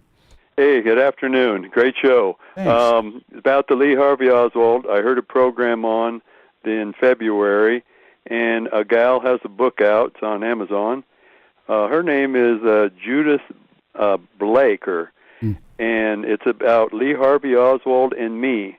Evidently, she had an affair with him. Oh, wow. Which is not talked about, but there's a hard copy and a paperback copy on Amazon. It's Lee Harvey Oswald and me. And boy, her story, I got kind of in on the last part of it. She was on the radio, and it's pretty compelling to listen. What does she say? In essence, I've never heard this before. What does she say? It talks about kind of Cuba and were they in Dallas when she had the affair? New Orleans? Where were they? Oh, and I can't remember exactly on the show, but anyhow, it'd be something for you to look it up, and see what she has to say. You might even want to try and get her on your show. She's about your age. Yeah, she's still alive. They were. We're getting a drop. We're going to try real hard to get her on, maybe for next week or the week after. They were in New Orleans where they had the affair. This is from the internet right now, and Adam's looking at it. So please go ahead. Okay, very good. And the other comment I wanted to make, guy called earlier about Honda 90. Yeah. That was one of my first motorcycles. Sure. I jumped up to a 110. I still have it. It's in my garage. It has about 500 miles on it. Yeah. It has a 2-stage transfer case. The gas tank's under the seat, and it'll climb a mountain. It has an overlay sprocket on the back. Wow. And it runs very good. This is a true story. They were called Dreams, Honda Dreams. Do you remember them?